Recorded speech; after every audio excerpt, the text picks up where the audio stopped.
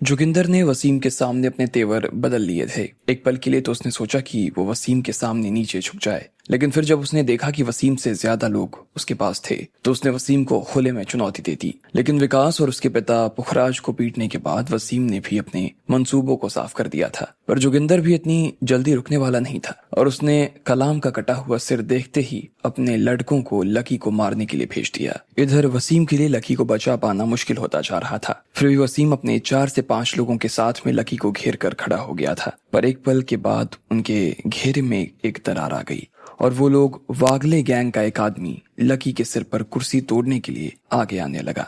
वसीम की आंखें फूल चुकी थी और उसे लग रहा था कि अब लकी के साथ कुछ भी हो सकता था। उसने अपनी जान की कोई परवाह नहीं की और अकेले ही लकी के सामने आकर खड़ा हो गया। उस लड़के ने कुर्सी को लकी की जगह वसीम के सिर पर दे मारा और वसीम गश खाकर नीचे गिर पड़ा। रुक जाओ! ठीक इसी वक्त फिर से जोगिंदर के चिल्लाने की आवाज आई। ईगल गैंग के सारे लोग उसकी आवाज सुनते ही एक बार के लिए रुक गए थे। जोगिंदर अपनी तरफ से ये देखना चाहता था कि लकी आखिरकार कौन सा आदमी था और इसका रुबाब इतना कैसे था। अगर वसीम जैसा आदमी खुद उसकी जान बचाने के लिए अपनी जान को दांव पर लगाने के लिए राजी था तो इसका मतलब साफ था कि लकी सच में कोई बहुत बड़ा आदमी था।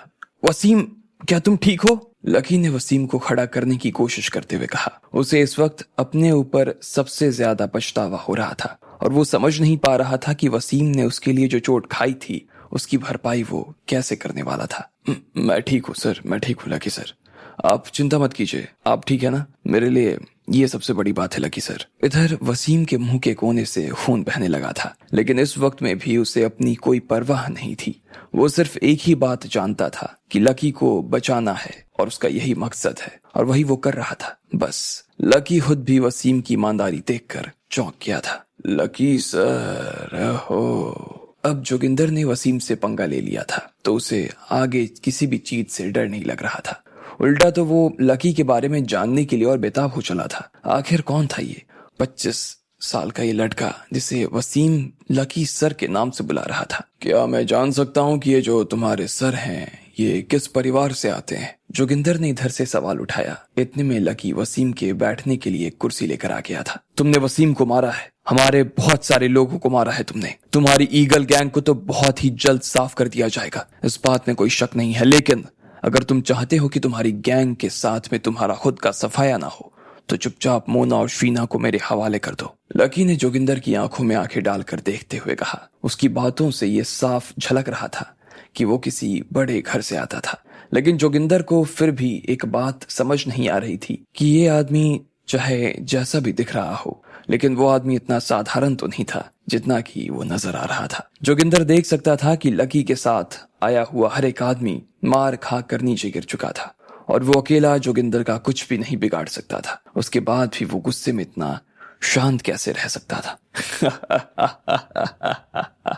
जोगिंदर लकी की बात सुनकर हंस पड़ा था। एक पल तक तो उसने इस बारे में सोचा, लेकिन जब उसे इसके पीछे का कारण समझ नहीं आया तो उसने सोचना ही छोड़ दिया। भले ही वो लोग किसी भी बड़े खानदान से आते हो, लेकिन जिस दिन दिल्ली में यह खबर सबकी जुबान पर आती कि जोगिंदर ने वसीम को मारा तो उस दिन से वसीम की साख लोगों की नजरों में गिर जाने वाली थी और जोगिंदर यहाँ का नया बादशाह हो जाने वाला था। अब अगर ऐसे में लकी किसी भी परिवार से आता, इस बात से जोगिंदर को कोई फर्क नहीं पड़ने वाला था। भाई लोग, हर कोई सुन पा रहा है ना कि ये साला हमारी गैंग के बारे में क्या कह रहा है? साला हमारी जमीन पर खड़ा होकर हमें ही खत्म करने की बात कर रहा है। और चलो, गैंग को खत्म करेगा सो करेगा, मुझे भी खत्म करने की धमकी दे रहा है। अरे भाई, गजब की हिम्मत है यार। अब तो मुझे ये समझ नहीं आ रहा कि इसके दिमाग में इतना सारा गोबर आखिर आया कहाँ से भाई?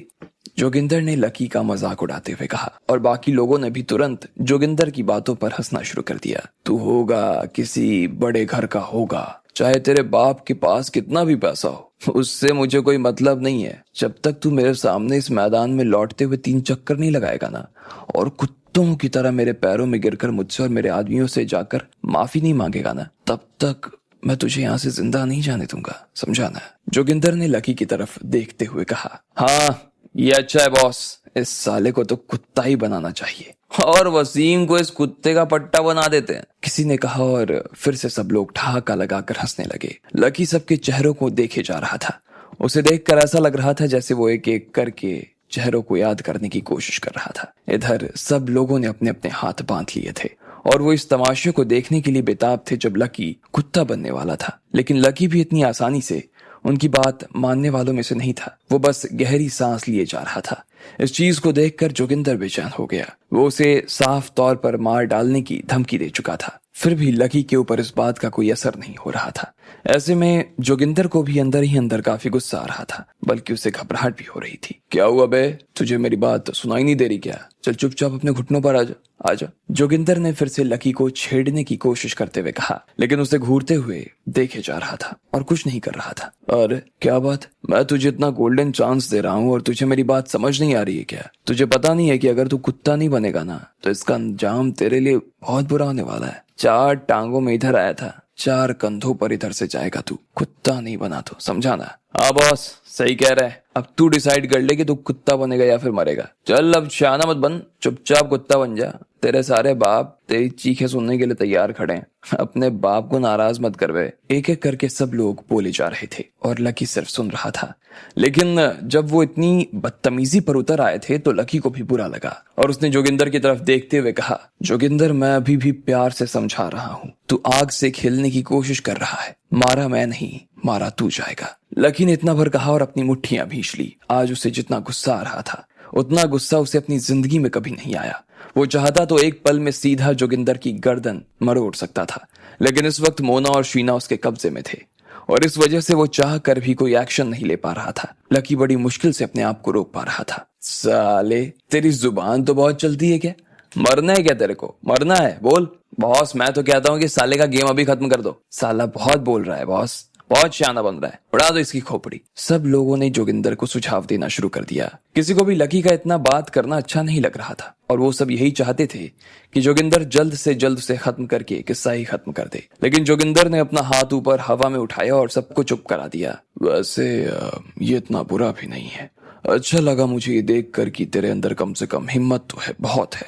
लेकिन अब क्या है कि तू ईगल गैंग का मेहमान है, इसलिए हम तेरे लिए चीजें और ज्यादा मुश्किल नहीं करने वाले हैं। जोगिंदर ने लकी की तरफ देखा और मुस्कुराते हुए कहा और अचानक से उसकी नजर पीछे खड़ी मोना की तरफ घूम गई। मोना ने जैसे ही जोगिंदर की नजरों को अपनी तरफ घूरते हुए देखा तो वो घबरा गई और 2 कदम पीछे हो गई। तू इधर मोना मैडम को लेने आया था ना? लेकिन मैं तुझसे माफी मांगना चाहता हूँ दोस्त, क्योंकि तेरी मोना मैडम ने मेरे होने के लिए ना पहले ही हाँ कर दी है। मुझे लगता है कि तू इस लड़की को पसंद करने लगा है, लेकिन तेरी इस पसंद को नापसंद में बदलने के लिए ना मैं तुझे ये दिखाना चाहता हूँ कि मैं और तेरी मोना मैडम एक दूसरे के कितने करीब हैं। देखेगा क्या? देखेगा? बोल। जोगिंदर ने सिर्फ इतना पूछा और बिना लकी के जवाब का इंतजार किए सीधा मोना की तरफ आगे बढ़ने लगा। फिर उसने मोना की कलाई पकड़ी और उसे अपनी तरफ खींचने लगा। छोड़ो मुझे प्लीज छोड़ो, मोना ने घबराते हुए कहा। वो बहुत ही डरा हुआ महसूस कर रही थी, लेकिन उसके अंदर इतनी ताकत ही नहीं थी कि वो जोगिंदर से अपना हाथ छुड़ा सके। जोगिंदर ने उसका हाथ खींचा और उसे एक झटके में अपने करीब समेट लिया। मम्मा छोड़, मेरी मम्मी को छोड़ दे, शीना जोर से चिल्लाए जा रही थी। लेकिन इससे पहले कि वो खुद आगे बढ़कर कुछ कर पाती, इतने में 2 लोगों ने आकर उसे पकड़ लिया था और उसे मोना से दूर ले गए थे। जोगिंदर, अगर तूने उसके बालों को हाथ लगाने की कोशिश की ना तो मैं सच बता रहा हूँ, जान से मार दूंगा मैं तुझे, लकी ने गुस्से में दहाड़ते हुए कहा। लेकिन उसकी दहाड़ सुनकर ना सिर्फ जोगिंदर को बल्कि वहां खड़े सभी लोगों को हंसी आ गई थी। लकी अकेला था, निहत्था था और कमजोर भी। वो ईगल गैंग के 150 से ज्यादा लोगों को पार करके जोगिंदर को मारने का काम सपने में भी पूरा नहीं कर सकता था। बच्चे मेरे बच्चे, उफ, मुझे लगता है कि तुझे मेंटल हॉस्पिटल जाने की जरूरत है, क्योंकि तू जो हो चुका है ना उसे हम पागल कहते हैं, पूरी तरह से पागल, समझा क्या? मैंने आज से पहले ना तेरे से बड़ा पागल नहीं देखा है। वसीम की हालत देख, वो पहले ही मार खाकर नीचे गिरा पड़ा है। तेरे पास कुछ है नहीं, ले दे के तू बस मुझे धमकी दिए जा रहा है। तुझे पता भी है तू खुद किस हाल में खड़ा है? तुझे क्या लगता है कि तुझे दिल्ली में वसीम से भी कोई बड़ा आदमी आकर मुझसे यहाँ बचा ले जाएगा है? जोगिंदर ने उसकी तरफ देखा और जोर से हंसते हुए कहा। उसकी हंसी में उसका घमंड साफ झलक रहा था। आजा मेरी जान आजा, इधर फिर से उसने मोना को अपने और करीब खींच लिया था। खुद उसकी गर्दन के करीब वो जाने लगा था। हरामी छोड़ दे उसे, मैं कह रहा हूं ना। लकी से अब और नहीं रहा जा रहा था और उसने तुरंत जोगिंदर की तरफ भागना शुरू कर दिया। वो जानता था कि वो बुरी तरह से पीटने वाला था और ये लड़के बीच में ही उसकी जान भी ले सकते थे, लेकिन फिर भी जब उसने देखा कि मोना के साथ में इस तरह की हरकत हो रही थी तो उससे रहा नहीं जा रहा था। वो अपनी जान के बारे में सोचे बिना ही गोली की रफ्तार से जोगिंदर की तरफ बढ़ चुका था। लेकिन वही हुआ जो असल में होना था। लकी को बीच में ही ईगल गैंग ने रोक लिया था। नहीं नहीं, उसे मारने की जरूरत नहीं है। तुम में से कोई भी उसके ऊपर हाथ नहीं उठाएगा। उसे देखने दो कि मैं उसकी पसंद के साथ उसकी आंखों के सामने क्या करने वाला हूं। जोगिंदर ने अपने लोगों से कहा जो उसे पकड़ कर खड़े थे। उसकी बात सुनते ही उन लोगों ने लकी के लिए रास्ता छोड़ दिया, लेकिन लकी आगे बढ़ने का नाम नहीं ले रहा था। ऐसे में कुछ लोगों ने उसे जकड़ा और फिर उसे घुमाकर उसके चेहरे को मोना और जोगिंदर की तरफ मोड़ दिया। लकी उनसे छूटना चाह रहा था, लेकिन वो छूट नहीं पा रहा था। अब आगे क्या होने वाला था? क्या जोगिंदर मोना के साथ कुछ ऐसा करने वाला था जो लकी के बर्दाश्त के बाहर था, या फिर उससे पहले ही मोना को बचाने के लिए कोई आने वाला था? आपको क्या लगता है, क्या होंगे इन सभी सवालों के जवाब?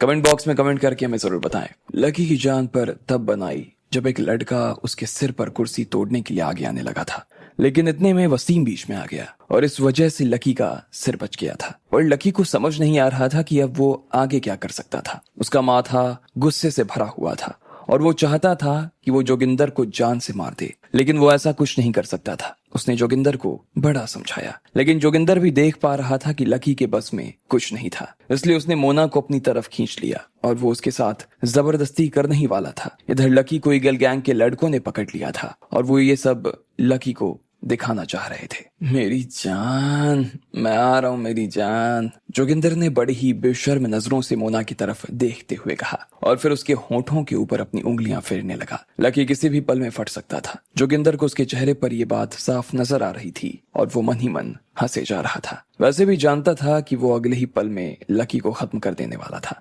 लेकिन उससे पहले उसके बस में जितना था, वो जितना कर सकता था, उतना वो लकी को जलाने की कोशिश में लगा हुआ था। इधर जोगिंदर ने फिर से अपनी नजर मोना के गूदे हुए होंठों पर जमा ली थी और वो उसे बस चूमने ही वाला था। उसके होंठ मोना के होंठ से जाकर मिलते उससे पहले ही उसने मोना के कपड़ों में हाथ डालना शुरू कर दिया। उसकी ड्रेस में से होते हुए जोगिंदर के हाथ ना जाने कहां कहां पहुंचने वाले थे। यह सब देखकर इधर ईगल गैंग के लड़के उत्साहित हो गए। उनकी आंखें फटी की फटी रह गई थी, लेकिन तभी पीछे से एक जोरदार आवाज आई। एक बार के लिए तो सब सहम गए और किसी को समझ में नहीं आ रहा था कि आवाज किस चीज की थी, लेकिन बाद में उन्हें समझ आया कि ये गोली चलने की आवाज थी। पता नहीं ये आवाज कहां से आई, लेकिन वो जितनी भी तेज से आई थी उससे तो यही लग रहा था कि गोली आसपास से ही कहीं से चल रही थी। हर कोई सकते में आ गया था और इधर उधर देखने लगा था। एक अजीब से डर ने सभी को जकड़ लिया था।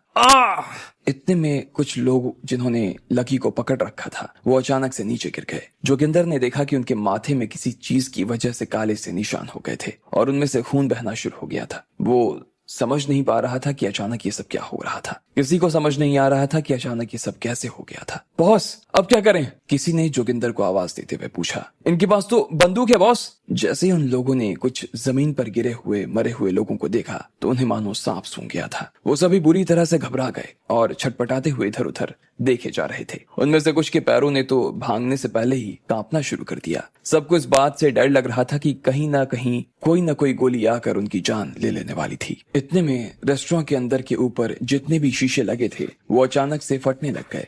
उनमें से 8 परछाइयां बाहर निकल आईं। हरामखोरों, मेरी गैंग के ऊपर आंख उठाकर देखा तो आंख निकाल लूंगा, जोगिंदर ने जोर से चिल्लाते हुए कहा। वो देख पा रहा था कि लकी के दल से कोई पहले ही ऊपर चला गया था और इसलिए वो चिल्लाते हुए बोला, भाई लोग, मार डालो इस सालों को, मारो। जो इसे मारेगा मैं उसे अपनी तरफ से 50,000 रुपए दूंगा, जोगिंदर ने कहा। अब वो किसी भी तरह से देर नहीं करना चाहता था। इधर जैसे ही वो काली परछाइयां नीचे जमीन पर आई तो उन्होंने एक झटके में 4 से 5 लोगों को नीचे गिरा दिया। कहने को तो वो 8 ही लोग थे, लेकिन वो 8 लोग भी 8 शेरों की तरह नजर आ रहे थे और वो सब मैदान में ऐसे चल रहे थे जैसे शिकार पर निकले हों। उनकी फुर्ती का किसी के पास कोई जवाब नहीं था और जोगिंदर के आदमी उन सभी के सामने भेड़ से ज्यादा और कुछ भी नहीं थे। थोड़ी ही देर में उन लोगों ने ईगल गैंग के लोगों की चीख निकलवानी शुरू कर दी। वो भीड़ में घुसे और थोड़ी ही देर बाद ईगल गैंग का कोई आदमी उस झुंड में से दरवाजे पर गिर रहा था तो कोई सीधा टेबल पर जाकर गिर रहा था। लेकिन उन 8 के मुकाबले कोई भी उनके सामने टिक नहीं पा रहा था। बहुत लोगों की जिंदगी का आज आखिरी दिन होने वाला था। सिर्फ 2 मिनट के अंदर ही 150 लोगों की गैंग में से सिर्फ 20 लोग ही खड़े नजर आ रहे थे। बाकी सब पूरे साहिब दरबार में इधर उधर छितरे पड़े थे। ऐसा नहीं था कि उन 20 लोगों ने उन 8 लोगों को अपने दम पर रोक लिया था। बात सिर्फ इतनी सी थी कि उन 20 लोगों की बारी अब तक आई नहीं थी। इस बात को मान पाना सब लोगों के लिए बहुत मुश्किल हो रहा था कि जो कुछ वो अभी अपनी आंख के सामने देख रहे थे वो सच्चाई थी। ईगल गैंग ने इससे पहले से बहुत लड़ाइयां लड़ी और यहाँ तक आने के लिए उन्होंने खून खराबे खूब किए थे, इसलिए वो आज दिल्ली की सबसे बड़ी गैंग में से एक थे। लेकिन उन लोगों ने आज सिर्फ 8 लोगों के सामने अपने घुटने टेक दिए थे। सिर्फ 8 लोगों ने मिलकर सारी गैंग का सफाया कर दिया। किसी को ये बात समझ नहीं आ रही थी कि आखिर ये 8 लोग थे कौन और आए कहां से थे। जोगिंदर पर इतना समझ गया था कि वो 8 लोग लकी को बचाने के लिए आए थे और इसलिए वो उन्हें रोकने के लिए लकी की तरफ आगे बढ़ने लगा। उसे लगा कि अगर वो लकी की गर्दन पर चाकू रख देगा तो वो लोग रुक जाएंगे और ऐसे जोगिंदर के बाकी लोग बच जाएंगे। यही सोचकर वो आगे बढ़ने लगा। लेकिन इससे पहले कि वो लकी की दिशा में एक कदम आगे बढ़ा पाता, उन 8 लोगों में से एक आदमी ने जोगिंदर के ऊपर ही हमला कर दिया। वो बहुत दर्द में चिल्लाया। उसकी चीख निकल चुकी थी और उसे ऐसा लग रहा था कि वो उसके दोनों हाथ ही नीचे उतर गए थे और सिर्फ इतनी सी देर में ईगल गैंग के 150 से ज्यादा लोग नीचे गिरे पड़े थे। हमें माफ कर दीजिए लकी सर, हमें आने में थोड़ी देर हो गई, प्लीज हमें माफ कर दीजिए। सारे के सारे 8 लोग लकी के सामने हाथ बांध कर खड़े हो गए थे और उन्होंने लकी से माफी मांगने के लिए अपना सिर नीचे झुका लिया था। वो सभी उस सेना के लोग थे जिस सेना ने लकी को ज्योति और दिगंबर से बचाया था। ये लकी की अपनी सेना थी जो सिर्फ तभी आती थी जब लकी की जान को खतरा होता था। और इस बार भी इससे पहले कि लकी के साथ में ईगल गैंग कुछ करती, वो लोग वक्त रहते पहुंच गए थे। लकी इस बार उन्हें अपने साथ ही लेकर आया था और उसने उन्हें अंदर छिपा दिया था। वो जानता था कि यहाँ कुछ भी हो सकता था, इसलिए वो रिस्क नहीं लेना चाहता था। कोई बात नहीं, लकी ने शांति से कहा। उसे उसकी सेना के ऊपर पूरा भरोसा था और उसे मालूम था कि देर से ही सही लेकिन वो लोग आराम से पहुंच जाने वाले थे। इतने में सब लोगों का ध्यान फिर से जोगिंदर के ऊपर चला गया जो नीचे जमीन पर पड़ा हुआ था और मारे दर्द के बस चिल्लाए जा रहा था। उसकी आवाज में से उसकी सारी अकड़ ऐसा लग रहा था जैसे कहीं गायब हो गई थी। लकी ने बाकी लोगों को अपने रास्ते से अलग हटाया और वो जोगिंदर की दिशा में आगे बढ़ने लगा। जैसे ही जोगिंदर ने देखा कि लकी उसकी तरफ आगे आ रहा था तो उसके मुंह से चीख निकलनी बंद हो गई और वो चुप हो गया था। उसे बस बहुत घबराहट हो रही थी जो कि उसके चेहरे पर से साफ झलक भी रही थी। उसके चेहरे से पसीने की बूंदें गिरती साफ दिखाई पड़ रही थी। उसकी आंखों में अब बस लकी के लिए डर दिख रहा था। वो देख पा रहा था कि लकी एक ही पल में उसके लिए यमराज बन चुका था और वो उसकी जान लेने के लिए आगे आ रहा था। नहीं, मुझसे गलती हो गई सर। मुझे माफ कर दो लकी भाई, मुझसे बहुत बड़ी गलती हो गई। आप मोना मैडम को अपने साथ ले जा सकते हो, जहाँ चाहे ले जा सकते हो, वो आपकी है। बस आपकी। मैं तो आज से उनकी तरफ आंख उठाकर भी नहीं देखूंगा। मैं यहाँ से दूर चला जाऊंगा लकी भाई। आप प्लीज मुझे बस जाने दो, मैं आपके आगे हाथ। जोगिंदर ने बड़ी मुश्किल से अपनी लड़खड़ाती हुई जुबान को संभालते हुए कहा। वो बैठे बैठे ही पीछे की तरफ खिसकना शुरू हो चुका था। मैंने तुझसे पहले ही कहा था ना कि मोना को छोड़ दे, हरामखोर, तब तेरे कान में बात जा नहीं रही थी क्या? लकी ने उसकी तरफ देखते हुए कहा। हल्का सा नीचे झुकने की वजह से उसके बाल उसके चेहरे पर गिर गए थे। लकी उन्हें पीछे किया और फिर जोगिंदर की आंखों में आंखें डालकर देखते हुए बोला, तुझे याद भी है कि अभी तू मुझसे क्या बोल रहा था? क्या बोला था तूने? क्या बनाने वाला था तू मुझे? कुत्ता? और क्या करवाने वाला था मुझसे? मुझे पूरे मैदान के चक्कर लगवाने वाला था। तू चाहता था कि मैं तेरे लिए भौंकूं? नहीं लकी भाई, नहीं। मुझसे तो बहुत बड़ी गलती हो गई। आपको मैं कैसे कुत्ता बना सकता हूँ? मुझे सच में मुझसे बहुत बड़ी गलती हो गई लकी भाई। मैं ऐसा कुछ नहीं करना चाहता था और मैं तो आपके सामने कुत्ता बनने के लिए तैयार हूँ। मैं आपके सामने भौंकने के लिए तैयार हूँ लकी भाई। आप जो बोलोगे मैं वो करूंगा। जोगिंदर की आवाज तो पतली होनी शुरू हो गई थी लेकिन साथ ही उसके हाथ ने भी काम करना बंद कर दिया था। उसके बाद भी वो मैदान में नीचे अपने घुटनों पर आया और बड़ी मुश्किल से उसने जमीन पर अपने हाथ टिकाए और कुत्ता बनते हुए भौंकने लगा। भौ भौ भौ, देखो मैं ठीक से कर रहा हूँ ना लकी भाई। भौ भौ भौ भौ भौ भौ। अगर आपको ठीक नहीं लग रहा तो आप बोल सकते हो, मैं बदल लूंगा लकी भाई। भौ भौ भौ भौ भौ भौ। आप जैसा बोलोगे मैं वैसा करूंगा लकी भाई, भौं भौं। जोगिंदर ने नीचे से ही लकी की तरफ देखते हुए कहा, हाँ वैसे अगर माफी मांगने पर मिल जाती तो ये दुनिया की कितनी आसान चीज हो जाती ना जोगिंदर। लकी ने कहा, और अब उसके चेहरे पर ठीक वैसी ही मुस्कान चमक उठी थी जैसी मुस्कान कुछ देर पहले जोगिंदर के चेहरे पर थी। अगर वो उसे मारता तो लकी को मलाल नहीं होता, अगर वो उसके साथ कुछ करता तो उसे मलाल नहीं होता, लेकिन इतने लोगों के सामने उसने मोना के साथ जो घिनौनी हरकत की उसके बाद से तो लकी का दिमाग खराब हो गया था और वो उसे इतनी आसानी से तो छोड़ने वाला नहीं था। लकी ने अपने पास में रखी हुई कुर्सी उठाई और फिर उसे एक ही झटके में जोगिंदर के सिर पर दे मारा। जोगिंदर जो कि अभी तक गिड़गिड़ाए हुए लकी से माफी मांगने की कोशिश कर रहा था, अब अचानक से शांत हो गया था और नीचे जमीन पर गिर गया। लकी ऐसा करना नहीं चाहता था, लेकिन जोगिंदर ने उसे ऐसा करने के लिए मजबूर कर दिया। उसके सिर में से खून बहने लगा था और उसका मुंह किसी मरी हुई मछली की तरह खुला का खुला रह गया था। लकी भाई छोड़ दो ना मुझे, मैं सिर्फ जिंदा रहना चाहता हूँ, मैं मरना नहीं चाहता लकी भाई, प्लीज मुझे एक मौका और दो। बंदूक दो, लकी ने अपना हाथ उन लड़कों की तरफ बढ़ाते हुए कहा और उनमें से एक आदमी ने तुरंत लकी के हाथ में बंदूक थमा दी। लकी ने उसे लोड किया और फिर उसे जोगिंदर के माथे पर जाकर टिका दिया। मैं आपसे भीख मांगता हूँ लकी भाई, हाथ जोड़ता हूँ, आप बोलो तो तलवे चाट लेता हूँ आपके, बस मुझे माफ कर दो लकी भाई, एक बार के लिए सही लेकिन मुझे माफ कर दो। जोगिंदर दर्द के मारे चीखे जा रहा था, उसकी आंखों में से आंसू बहने लगे थे। वो अपनी जिंदगी में इतना किसी के सामने नहीं गिड़गिड़ाया था, लेकिन लकी ने जवाब में उसे अपनी बंदूक की गोली दे दी थी। जोगिंदर के माथे पर वैसा ही काला निशान हो गया था जैसे बाकी आदमियों के सिर पर था। उसके सिर में से खून बहने लगा था और उसकी जिंदगी एक बार में ही खत्म हो चुकी थी। लकी ने उसे भी अपने रास्ते से साफ कर दिया। मोना भी सेफ थी, ईगल गैंग खत्म हो चुका था। अब कहानी में आगे क्या मोड़ आने वाला था, आपको क्या लगता है? क्या होंगे इन सभी सवालों के जवाब? कमेंट बॉक्स में कमेंट करके मैं जरूर बताएं। लकी की आंखों के सामने ही जोगिंदर ने मोना के साथ जबरदस्ती करनी शुरू कर दी थी। उसके हाथ मोना के कपड़े के अंदर जाने लगे थे और लकी से ये देखा नहीं जा रहा था। इतने में ना जाने कहां से गोलियां चलने की आवाज आई और अचानक से उन लड़कों के सिर में छेद हो गए जिन्होंने लकी को पकड़ा हुआ था। 8 शेर जैसी परछाइयां लकी को बचाने के लिए आगे आ गईं। उन सबने काले रंग के कपड़े पहने हुए थे। बाद में जब जोगिंदर ने लकी के आगे भीख मांगी और वो उनसे बचने की गुहार लगाने लगा, तब भी लकी ने उसकी एक नहीं सुनी और उसके माथे में एक गोली मार दी। मैंने तुझसे पहले ही कहा था ना जोगिंदर कि अगर मेरी बात नहीं सुनोगे तो बहुत पछताओगे। तुम्हारे साथ जो हुआ उसमें मेरी नहीं, गलती तुम्हारी है, लकी ने कहा और फिर बंदूक वापस अपनी सेना के एक लड़के को दे दी। जब ईगल गैंग के बाकी लोगों ने देखा कि लकी ने उनके आका जोगिंदर को गोली मार दी तो उन सबकी जान हलक में आ गई। वसीम को हेलीकॉप्टर में ले जाओ अभी, लकी ने वसीम के आदमियों को आदेश देते हुए कहा और वो उसे उठाकर अपने साथ ले जाने लगे। लकी सर, हमें इन लोगों का क्या करना है? उस टीम के एक आदमी ने लकी से पूछा। इनके इस ईगल गैंग को खत्म कर दो, इनके अलावा इन्हें यहाँ से बाहर निकलने की जरूरत नहीं है। अगर ये लोग कोई उल्टी सीधी हरकत नहीं करते तो छोड़ दो, लेकिन अगर इनमें से किसी ने भी कुछ गलत करने की सोची भी तो तुम बेहतर जानते हो। लकी ने आगे कुछ नहीं कहा और अचानक से उसकी नजर मोना से जा मिली। उसने देखा कि मोना के चेहरे पर एक तरह की घबराहट थी। लकी समझ गया कि ये उसके ये कहने की वजह से हुई थी कि वो ईगल गैंग के लोगों को छोड़ देना चाहता था। लेकिन जब लकी ने उसे इस तरह से देखा तो उसने आगे कहा, तुम लोग टाइम टाइम पर दिल्ली के अंडरवर्ल्ड की कंडीशन को चेक करते रहना, देखना कि कोई आदमी खड़ा होने की कोशिश शुरू न कर दे। लकी ने कहा। वो उन्हें बंद नहीं करवाना चाहता था, लेकिन वो चाहता था कि वो लोग ऐसा कुछ ना करें जिससे लोगों को परेशानी हो। तुम्हें मेरी वजह से बहुत परेशान होना पड़ा मोना, सॉरी, लकी ने मोना के पास जाते हुए कहा। वो अपने आप में शर्मिंदा महसूस कर रहा था।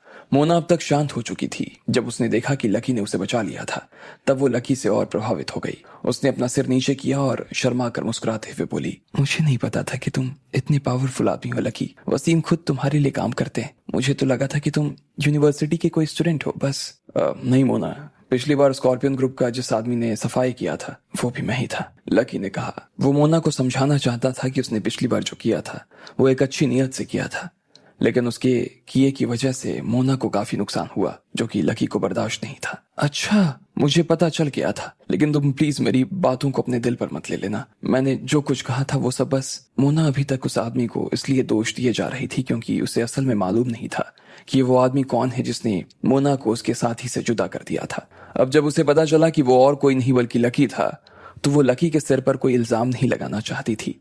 वो लकी की नीयत को अच्छी तरह से जान गई थी, समझ गई थी और अब वो उसे और किसी चीज के लिए दोष नहीं देना चाहती थी। आखिरकार लकी ने साहिब दरबार को छोड़ दिया और वो सब लोगों को लेकर बाहर आ गया। मोना और शीना को उसने अपने साथ लिया और उन्हें होटल ब्लू मून ले गया। उस रात लकी भी वहां रुकने वाला था। अगले दिन लकी वसीम से मिलने के लिए सुबह जल्दी हॉस्पिटल चला गया। वहां पर उसे पता चला कि वसीम को ज्यादा चोट नहीं लगी थी, वो ज्यादा सीरियस नहीं था और वो जल्द ही ठीक हो जाने वाला था। बस उसे आराम करने की जरूरत थी। भले ही गर्वित और प्रीतम भी हॉस्पिटल में ही थे और राखी और पायल उनका ख्याल रख रही थी, लेकिन फिर भी वो अब और ज्यादा दिन तक हॉस्पिटल में नहीं रहना चाहते थे। जहां तक बात मोना और शीना की थी, तो वो दोनों अभी भी लकी के साथ में होटल ब्लू मून में ही रह रहे थे। उनका घर पहले ही तोड़वा दिया गया था, इसलिए अब वो उसमें ना तो जा सकते थे और ना ही जाना चाहते थे। इधर लकी उस लड़की के लिए जो सासू माँ बनी थी, सबसे पहली जिंदा मुर्गी लेकर आया था और वो सीधा अपने घर पर ले गया। जैसे ही वो अपनी बिल्डिंग के एंट्रेंस डोर में दाखिल होने ही वाला था, इतने में उसे रोशनी का फोन आया। Hello hello lucky, thank you, तुम हमें आखिरी बार शॉपिंग पर लेकर गए, उसके लिए सच में थैंक यू। आज मैं और कोयल तुम्हें कोल्ड कॉफी की ट्रीट देना चाहते हैं, क्या तुम हमसे मिलने के लिए आ सकते हो? जब लकी ने ये सब सुना तो उसे समझ नहीं आ रहा था कि ये सब क्या हो रहा था। चलो, रोशनी का तो समझ आता है, उसे अपने आप में लकी से कोई दिक्कत नहीं थी। और फिर जब से रोशनी और अमृत एक दूसरे के साथ आए थे, तब से लकी के लिए भी रोशनी एक जिम्मेदारी बन गई थी और वो उससे मिलने के लिए कभी ना कभी कहीं भी जा सकता था। लेकिन उसे ये समझ नहीं आ रहा था कि आखिर ये कोयल इस बीच में कहां से आ गई। आज कौन से दिशा से सूरज उगाया था जिसकी वजह से कोयल खुद लकी को ट्रीट देने के लिए बुला रही थी। लकी जानता था कि कोयल की उसके प्रति जो नफरत थी, उससे किसी तरह की कोई कमी तो नहीं आई थी, तो फिर आज वो और क्या करने की सोच रही थी। लकी को रोशनी की बात सुनते ही उसके ऊपर शक होना शुरू हो गया, लेकिन अब क्योंकि लकी को सामने वालों ने इस तरह से बुला भी लिया था, तो वो मना नहीं कर सकता था और रोशनी को तो बिल्कुल नहीं। ठीक है, आता हूं मैं, लकी ने कहा। ठीक है, तो फिर हम लोग रात को 8 बजे के आसपास मिलते हैं। मैं और कोयल तुम्हारा वहीं पर इंतजार करेंगे। रोशनी ने इतना भर कहा और फिर फोन काट दिया। कोयल उसके बगल में ही बैठी थी और जब उसने लकी का जवाब सुना तो उसे फिर से उदासी सी महसूस होने लगी। वो चाहती तो नहीं थी कि लकी आए, लेकिन अब जब लकी आ ही गया था तो उसके पास दुख मनाने के अलावा और कोई चारा भी नहीं था। आखिरी बार जब ये तीनों रात को शॉपिंग करने के लिए मार्केट में गए थे, तो उन्हें मोहित ने अंधेपन का नाटक करते हुए किडनैप कर लिया था और फिर ना जाने किस भले आदमी ने इन लोगों की जान बचाई। लेकिन इस अनजान आदमी में और लकी में उन्हें एक जुड़ाव महसूस नजर आ रहा था और दोनों इस बात की पुष्टि करने में लगे थे कि आखिर जिन्होंने उन्हें बचाया वो लकी तो नहीं था। कोयल और रोशनी दोनों के बीच में आज पहले ही इस बात पर समझौता हो गया था कि वो लकी के ऊपर ज्यादा ध्यान देने वाले थे और आज साथ ही वो इस चीज का भी पता लगाने वाले थे कि क्या लकी जानबूझकर उनसे अपनी पहचान छुपाने की कोशिश कर रहा था। असल में तो वो एक बहुत अमीर बाप का लड़का था, लेकिन इन दिनों तो कॉलेज में लकी वैसे ही दिख रहा था जैसा वो था। ना उसके कपड़े बदले और ना ही रहने का ढंग। आज भी वो खाना खाने के लिए कैंटीन में ही आता था और उसके अंदर ऐसी कोई बात नजर नहीं आती जिसे देखकर ऐसा लगे कि वो कोई अमीर आदमी था। रोशनी को लग रहा था कि अब जब लकी ने उसे अपने आप को इतना झुका कर रखा था, तो उन्हें इस बात का कोई सुराग नहीं मिलने वाला था कि लकी अमीर था या नहीं। वो ढूंढ ढूंढ कर परेशान हो चुके थे, लेकिन उन्हें कुछ नहीं मिल रहा था। इधर रोशनी के साथ में कोयल भी कंफ्यूज हुए जा रही थी। असल में वो जानना चाहती थी क्या सच में लकी ही वो इंसान था जिसने उस दिन उन दोनों की जान बचाई थी। रोशनी को भी ये शक खाए जा रहा था और इसलिए उन्होंने कुछ देर तक बात करने के बाद ये डिसाइड किया कि वो लोग लकी को ट्रीट देने के बहाने बुलाएंगे और उसे बिल्कुल ध्यान से ऑब्जर्व करने की कोशिश करेंगे। वो ये देखने की कोशिश करेंगे कि लकी आखिर उनसे अपनी पहचान छुपा क्यों रहा है। जब जब वो पीछे बीती बातों को याद करने की कोशिश करते थे, तो उन्हें देखते थे, तो उन्हें यही लगता था कि लकी ही वो आदमी था जिन्होंने उसे बचाया था और उनका ये शक गहरा हो गया था कि लकी उनसे अपनी पहचान छुपा रहा था। लेकिन आज वो अपना ये शक दूर करके ही रहने वाले थे। अपनी शक्ल तो देखो, अभी तक तो तुम उससे मिली हो नहीं और अभी तक तुमने इस तरह से हंसना शुरू कर दिया। अगर तुम उसे असल में देख लोगी ना तो क्या हाल होगा तुम्हारा? रोशनी ने कोयल को छेड़ते हुए कहा। मैं कहाँ हंस रही हूँ? कोयल ने कहा। वो इस बात को मानने के लिए राजी नहीं थी कि वो हंस रही थी, लेकिन फिर भी उसके चेहरे पर जो मुस्कान थी वो जाने का तो नाम ही नहीं ले रही थी। रोशनी, तुझे पता है यार, क्या तुझे सच में लगता है कि लकी एक बहुत अमीर आदमी होगा और उसने उस दिन हमारी जान बचाई होगी? सच में? कोयल ने पूछा। पता नहीं, लेकिन मैं तो अभी भी उन लोगों के चेहरे के भाव को याद करती हूँ जो कि उस दिन हमें बचाने के लिए आए थे। तो मुझे लगता है कि हो ना हो वो लकी ही था जिसने हमें बचाया था, क्योंकि अगर ऐसा नहीं होता ना तो शायद उस दिन हमें उस गाड़ी में वो लाल रंग का धागा मिलता ही नहीं। उसके बाद फिर जब हम लकी को उस तरह से गालियां दे रहे थे, तब भी वो लोग हमें कैसे घूर कर देख रहे थे, याद है ना? रोशनी ने अपनी तरफ से बात रखते हुए कहा। हाँ, तो फिर आज हम उससे इस बारे में कैसे बात करने वाले हैं? क्या हम उससे डायरेक्टली ही पूछ लें कि उसने हमें बचाया है कि लड़कों को भेजा? कैसे करेंगे? अरे कोयल, पागल है क्या तू? तुझे क्या लगता है ऐसे पूछना ठीक रहेगा? और तुझे इतनी जल्दी क्या है पूछने की? कहीं तुझे लकी पसंद तो नहीं आने लगा है ना? रोशनी ने धीरे से कोयल के कंधे पर हाथ रखते हुए कहा। कोयल को उसकी बात सुनकर हल्की सी शर्म आ गई थी और उसने तुरंत अपना हाथ पीछे खींच लिया। कैसी बात कर रही हो? कोयल ने कहा।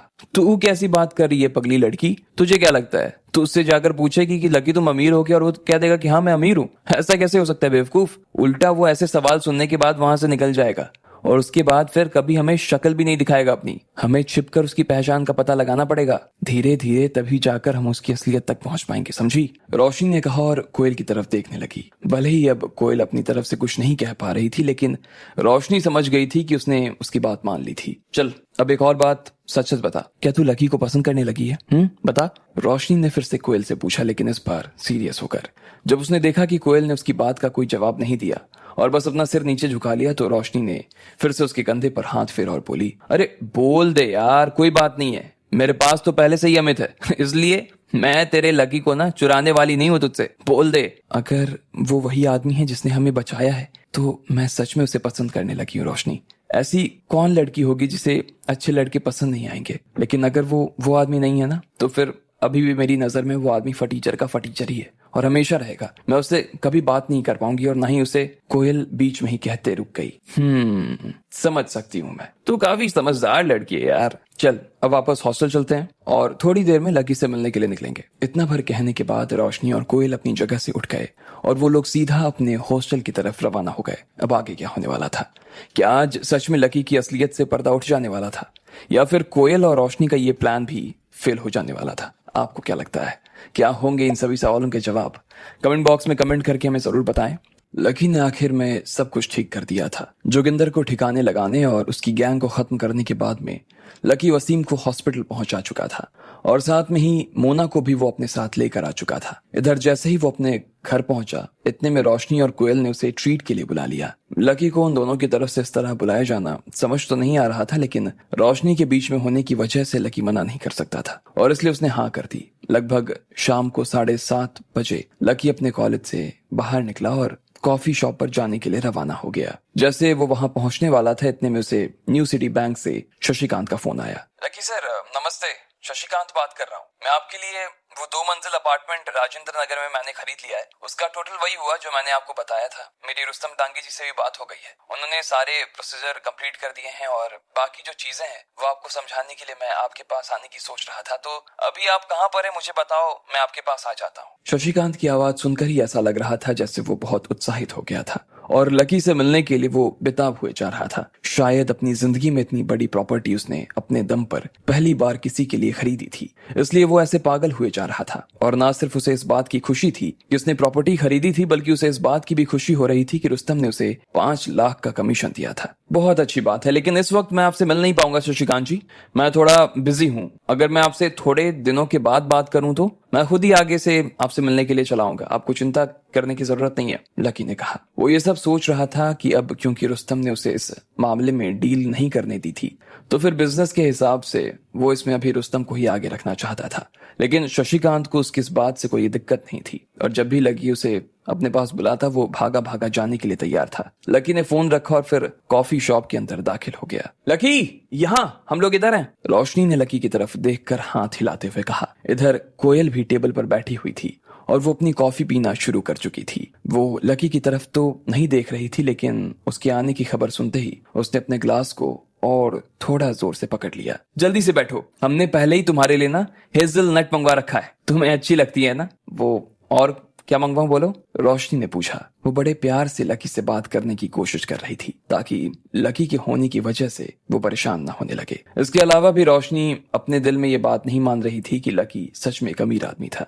ना मुझे हेजलनट चलेगी, काफी है, अच्छी लगती है मुझे, लकी ने धीरे से मुस्कुराते हुए कहा और फिर अपने पास बैठी कोयल की तरफ देखते हुए समझ गया कि कोयल उसकी तरफ देखने में जरा भी इंटरेस्टेड नहीं थी। वो अकेले ही कॉफी पिए जा रही थी। लकी ने अपने दिल में गहरी सांस ली और अपने आप से कहा, अगर मुझसे मिलना ही नहीं था, मुझे देखना ही नहीं था, तो मुझे यहाँ बुलाया ही क्यों? लकी ऐसा सोच रहा था कि कोयल उसकी तरफ देख कैसे नहीं रही थी। वो खुद भी इस बात को अच्छी तरह से जानता था कि कोयल लकी को पसंद नहीं करती थी और इसलिए उससे ये उम्मीद रखना कि वो उसकी तरफ देखे ये अपने आप में एक बेईमानी थी। लेकिन उसे मालूम नहीं था कि आज कोयल उसे क्यों नहीं देख रही थी। वो इसलिए कि लकी से नजर नहीं चुरा रही थी क्योंकि वो नर्वस थी, बल्कि इसलिए कि वो नजर चुरा रही थी क्योंकि उसे शर्म आ रही थी। लकी को मालूम नहीं था, लेकिन कोयल दिल ही दिल में काफी नर्वस महसूस कर रही थी।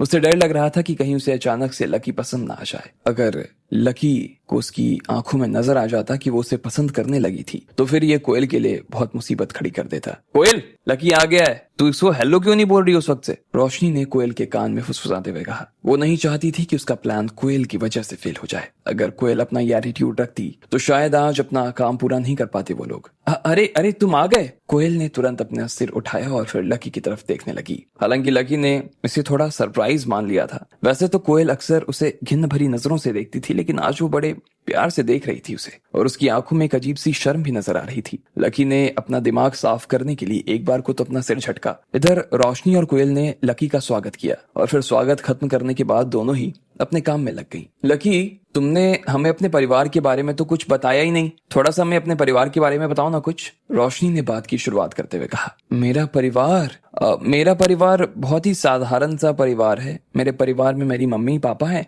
और दोनों ही खेती करते हैं। अपने घर से कॉलेज तक पढ़ाई करने आने वाला ना मैं पहला लड़का हूँ, लकी ने बड़ी शांति से कहा। वो जानता था कि उसके लिए सवाल का जवाब देना कोई खास मुश्किल काम नहीं था और वो इसे आसानी से डील कर सकता था। ये झूठ बोल बोल कर उसका मन इतना पक्का हो गया था कि अब वो तो कभी कभी उसे यही लगता कि उसके घर वाले सच में खेती करते हैं। इसके अलावा गरीबी की परीक्षा में भी उसने इस तरह जवाब देना सीख लिया था। इधर रोशनी और कोयल उसका जवाब सुनने के बाद से एक दूसरे को घूरने लगे। कोयल ने तो एक बार के लिए लकी के दिए हुए जवाब को सच मान लिया, लेकिन रोशनी को अभी भी उसकी बात पर विश्वास नहीं हो रहा था। इसलिए उसने सोचा कि अभी आगे और बात करनी चाहिए। और इससे पहले कि कोयल अपनी जगह से उठ जाती, इतने में रोशनी ने उससे और सवाल पूछने के लिए कहा। वो इतना जल्दी लकी को छोड़ना नहीं चाहती थी। उसे लग रहा था कि अगर वो सवाल नहीं करती तो उसे और क्लू नहीं मिलते। मैंने देखा कि अभी बहुत दिनों से तुम कॉलेज नहीं आ रहे थे, क्या बात है, कहाँ चले गए थे? जब कोयल ने कोई सवाल नहीं किया तो खुद रोशनी ने ही उससे सवाल करते हुए कहा। हाँ, वो मैं काम करने के लिए बाहर गया हुआ था। तुमने तो अमित से सुना ही होगा ना, मुझे मेरा खर्च चलाने के लिए बाहर काम करना पड़ता है। अच्छा लकी, तुम्हें इकोनॉमिक प्रिंसिपल्स के बारे में कुछ आइडिया है क्या? मैं और कोयल उसे जानने और समझने के लिए ना कब से परेशान हुई जा रही हूँ। क्या तुम इसके बारे में हमें थोड़ा सा समझा सकते हो? रोशनी ने फिर से पूछा। नहीं यार, शायद तुम लोगों को लग रहा होगा कि मैं कोई बहुत बड़ा पढ़ाकू बच्चा हूँ, लेकिन ऐसा नहीं है। मुझे इन सब चीजों के बारे में ना कोई अंदाजा नहीं है, और हो भी कैसे सकता है। अब तुम सबको तो पता है कि मैं गार्डनिंग में स्पेशलिटी रखता हूँ और मुझे पेड़ लगाना ज्यादा पसंद है, यू नो ना। लकी ने फिर से गोल मोल सा जवाब देते हुए कहा। अच्छा, तुम्हें ये पता है कि मुकेश अंबानी के बेटे ने कौन से स्कूल में पढ़ाई की है? क्या तुम बता सकते हो कि अभी स्टॉक मार्केट के क्या हाल चल रहे हैं, या फिर तुम कभी लंदन गए हो? वहां के कुछ किस्से सुना सकते हो हमें? आगे चलकर भारत के कौन से सेक्टर में ज्यादा ग्रोथ होने वाली है, इसके बारे में कुछ पता हो तुम्हें शायद? रोशनी और कोयल धड़ाधड़ सवाल किए जा रहे थे और लकी उनके हर एक सवाल का बस एक ही जवाब देता था कि उसे पता नहीं, उसे नहीं पता, उसे नहीं पता और उसे नहीं पता। इसके अलावा ना तो लकी को कुछ सूझ रहा था और ना ही उसे कुछ समझ आ रहा था। ऐसा नहीं था कि वो इन सवालों को जानबूझकर टाल रहा था या उसे ना देने का नाटक कर रहा था। लकी और उसका परिवार देश का सबसे बड़ा परिवार था और इसलिए उसके घर वाले खुद भी इस तरह के सवालों के जवाब देने से बचते थे। लकी ने भी ये आदत वहीं से सीखी थी। अब ये सब सुनकर कोयल और रोशनी का दिमाग खराब हो गया।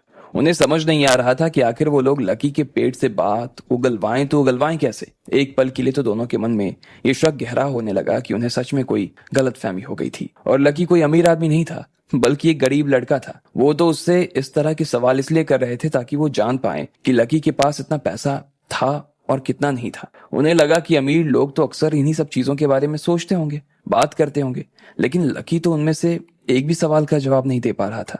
अब भले ही रोशनी को ये जानकर धक्का लगा, लेकिन कोयल को अपने दिल में इस बात की तसल्ली हो गई कि अब उसे लकी से प्यार करने की कोई जरूरत नहीं थी। लकी, तुम्हें याद है कि जब हम लोग आखिरी बार रात को बाजार चले गए थे, तब तुम्हारे हाथ पर और कोयल के हाथ पर उस बूढ़ी औरत ने एक लाल रंग का धागा बांध दिया था, याद है? रोशनी को भी ये समझ आ रहा था कि वो लकी के सवाल के अलावा और कोई सवाल नहीं कर सकती थी, इसलिए उसने ये पूछ लिया। इधर रोशनी का ये सवाल सुनते ही कोयल की आंखों में थोड़ी सी चमक आ गई। उन्हें याद हुआ था कि आखिर बार उन्हें गाड़ी में वो लाल धागा जरूर मिला था, लेकिन जब तक उन्हें इस बात की तसल्ली नहीं मिल जाती कि वो धागा और किसी का नहीं बल्कि लकी का और कोयल ही का था, तब तक वो लोग इस बात को मानने के लिए राजी नहीं थे कि उनकी जान लकी नहीं बचाई थी। हाथ मिला तो था, तो उसमें क्या हो गया? लकी ने पूछा और वो धागा अपनी जेब से निकाल कर उनकी टेबल पर रख दिया। जैसे ही रोशनी और कोयल ने उस धागे को अपनी आंखों के सामने देखा तो वो दोनों ही मारे खुशी की उछल पड़ी। उन्हें ऐसा लगने लगा कि वो जल्द ही लकी की पहचान पता लगाने में कामयाब हो जाने वाले थे। एक बार के लिए मुझे भी दिखाना, दो इधर। कोयल ने लकी के हाथ से वो धागा लिया और फिर उसे देखने लगी।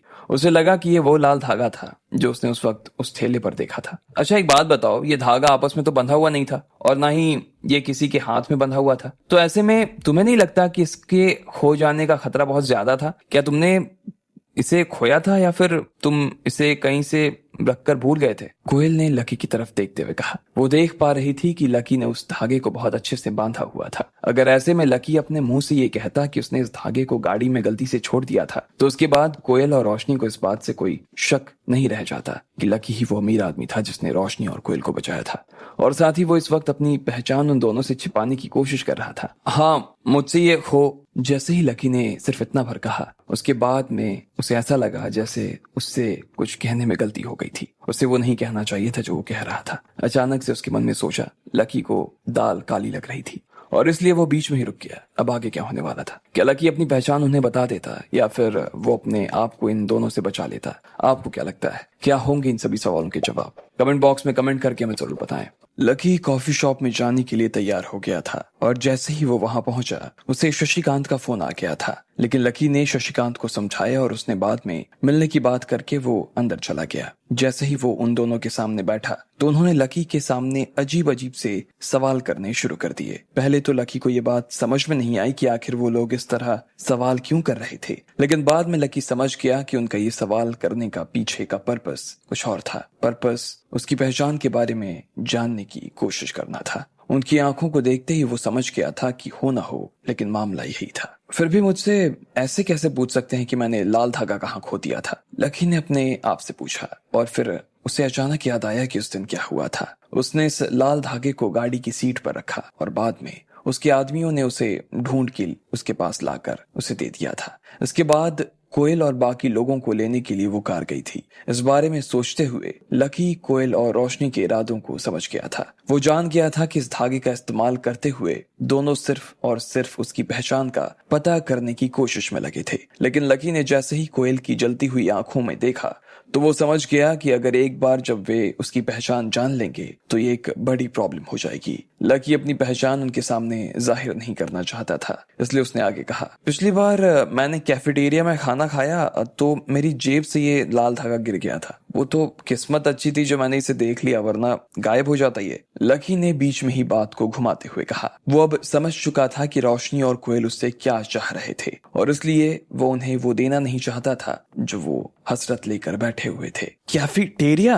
रोशनी और कोयल ये बात सुनकर बहुत हैरान हो गए, लेकिन कोयल ने फिर भी उसे मनाने में अपनी जिद नहीं छोड़ी थी। उसने उसे मनाने की पूरी कोशिश की और बात को दूसरी तरह से रखते हुए बोली, पक्का तुमने उसी कैंटीन में गिराया था ना?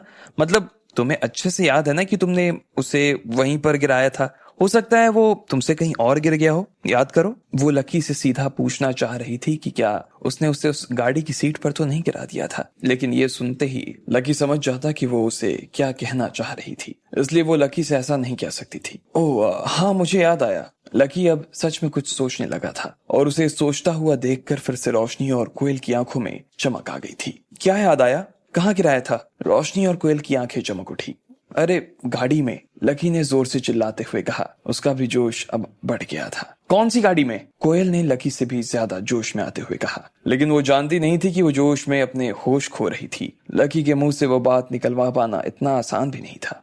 गाड़ी मतलब बस मैंने बस में से शायद गिरा दिया था। वो क्या हुआ कि मैंने एक बूढ़ी दादी के लिए ना जगह बनाई और अपनी सीट से उठकर उन्हें बैठने के लिए जगह दे दी। इतने में मेरी जेब से ये गिर गया। फिर उस दादी ने मुझे याद दिलाया कि मेरी जेब से ये धागा नीचे गिर गया था। लकी ने उन्हें बेवकूफ बनाते हुए कहा। रोशनी और कोयल ने उसके मुंह से ये बात सुनते ही अपना सिर पकड़ लिया। अब उनके सब्र का बांध टूटने की कगार पर आ चुका था और वो दोनों ही जोर जोर से सांसें लेने लगी थीं। क्या हुआ तुम दोनों को? लकी ने हैरानी भरी नजरों से कोयल और रोशनी को देखा और पूछा। हालांकि उसे लगा कि वो उन दोनों के साथ में जो कर रहा था वो सही नहीं कर रहा था, पर फिर भी वो कोयल के सामने अपनी पहचान का राज खुलने नहीं दे सकता था। कोई बात नहीं, कोई बात नहीं। लकी के कहने के बाद रोशनी ने अपने मूड को ठीक करने के लिए कहा। वो किसी रोलर कोस्टर पर बैठी थी, लेकिन उसने अपने आप को फिर से शांत किया और बोली, लकी, इसके बारे में फिर से थोड़ा सोचो और ध्यान से थोड़ा सोचो ना प्लीज। तुमने इस धागे को कहीं और तो नहीं खो दिया था ना?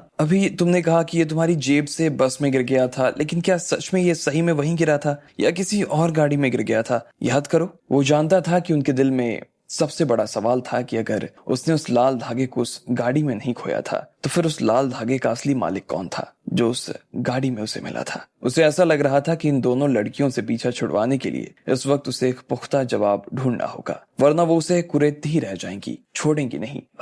मुझे सच में याद नहीं है, मैंने शायद इसे 2 बार खो दिया था। मुझे याद है कि जिस दिन हम रात बाजार गए थे उस रात वहां पर कोई लोग आए थे जिन्होंने उस बूढ़ी औरत से वो लाल धागा खरीदा था, और मैं जब उसके स्टॉल से बाहर आया तो मैंने देखा कि जमीन पर कई लाल धागे नीचे गिरे हुए थे। लकी की बात सुनकर अब कोयल और रोशनी को भी उसकी बात पर थोड़ा सा विश्वास होना शुरू हो गया था। हालांकि उनका ये भ्रम टूटने जैसा तो था, लेकिन उनके पास में इस बात को मानने के अलावा और कोई चारा नहीं था। लकी सही कह रहा था। उस रात केवल उन दोनों लोगों ने ही लाल धागा नहीं खरीदा था, बल्कि और भी बहुत सारे लोगों ने उसे खरीदा था। इसलिए अब उन्हें इस बात पर विश्वास होने लगा था कि जो लाल धागा उन्हें उस गाड़ी में मिला था, हो सकता था कि वो उस अमीर लड़के ने भी खरीदा हो और भीड़ में वो उस लड़के को नहीं देख पाई हो या उसके ऊपर उनका ध्यान ना गया हो। लेकिन जहां तक बात गाड़ी में लकी को गालियां देने की थी, तो उससे कार में बैठे लड़के के चेहरे में जो बदलाव आया था, तो शायद वो लकी के नाम की वजह से नहीं हुआ था, बल्कि वो दोनों जिस तरह की भाषा में बात कर रहे थे उस वजह से हुआ था। हो सकता है वो लकी का नाम ले रहे हो और लकी उन दोनों लड़कों का कोई दोस्त हो जिसके बारे में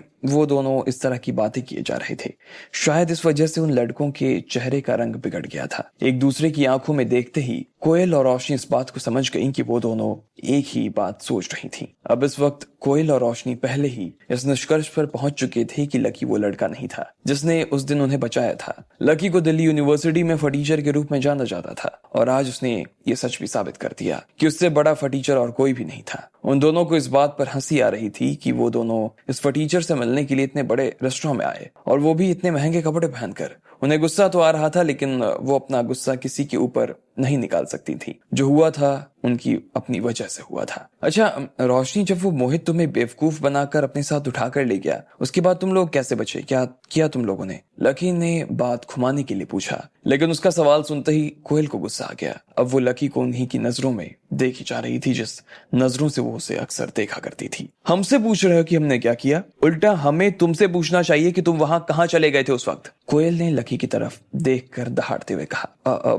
मैं। लकी के पास सच में जवाब देने के लिए कोई जवाब नहीं था। एक पल के लिए तो उसे ऐसा लगा जैसे उसके पास में शब्द ही खत्म हो गए थे। वो ये नहीं कह सकता था कि उसने चुपके से उनकी मदद की, और ना ही वो ये कह सकता था कि उसने कुछ भी नहीं किया। इसके अलावा लकी को अभी भी याद था कि कोयल ने खुद उसके सामने ये बात कही थी कि भले ही उसे कुछ हो जाए, लेकिन उसका लकी से कोई लेना देना नहीं होगा, और ना ही वो इस बात का दोष कभी लकी के माथे पर डालेगी। क्या मैं क्या कर रहे हो तुम? अगर उस वक्त कुछ लेते तो शायद आज तुम यहाँ हमारे सामने बैठ कर ना ऐसे ना करना नहीं पड़ता तुम्हें, समझे तुम? कोयल ने लकी की ओर देखा और आगे बोली, अमित ने तुम्हें हमें सेफ रखने के लिए कहा था, और तुमने हमारे साथ क्या किया?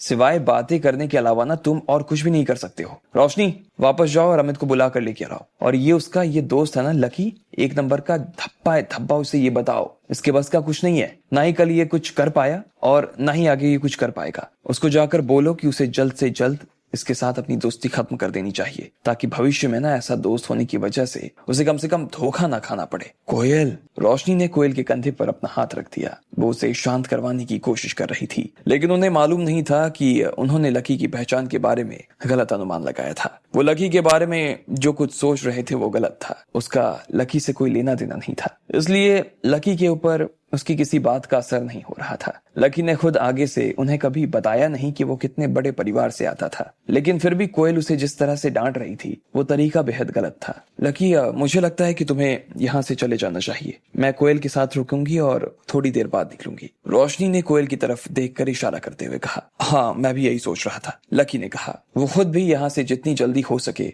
उतनी जल्दी निकल जाना चाहता था। कोयल बहुत ही जिद्दी किस्म की लड़की थी और लकी जानता था कि आने वाले वक्त में भी उसका और कोयल का ये रिश्ता ऐसे ही कुत्ते बिल्ली की तरह, खेल की तरह चलने वाला था। इसलिए उसने फिर से अपने मन में सोचा कि वो आज के बाद कोयल से कभी मुलाकात नहीं करेगा। इधर कोयल ने भी लकी का वो लाल धागा नीचे फेंक दिया। लकी ने जैसे ही उसे देखा कि उसने धागा नीचे फेंक दिया था तो लकी ने तुरंत उसे उठा लिया और उसके ऊपर लगी धूल को साफ करने लगा। वो लाल धागा कोयल ने भी बांधा था। लकी ने उसे चुपचाप बिना कुछ कहे अपनी जेब में डाला और वहां से बाहर निकल आया। अगले 2 दिन उसकी जिंदगी में बहुत ही सुकून के साथ बीते। लकी को शशिकांत ने ही नहीं बल्कि उसके और 2 ब्रोकर ने बिल्डिंग के बारे में अच्छी सारी इंफॉर्मेशन दे दी थी, लेकिन फिर लकी उसके बारे में और भी गहराई से समझना चाहता था।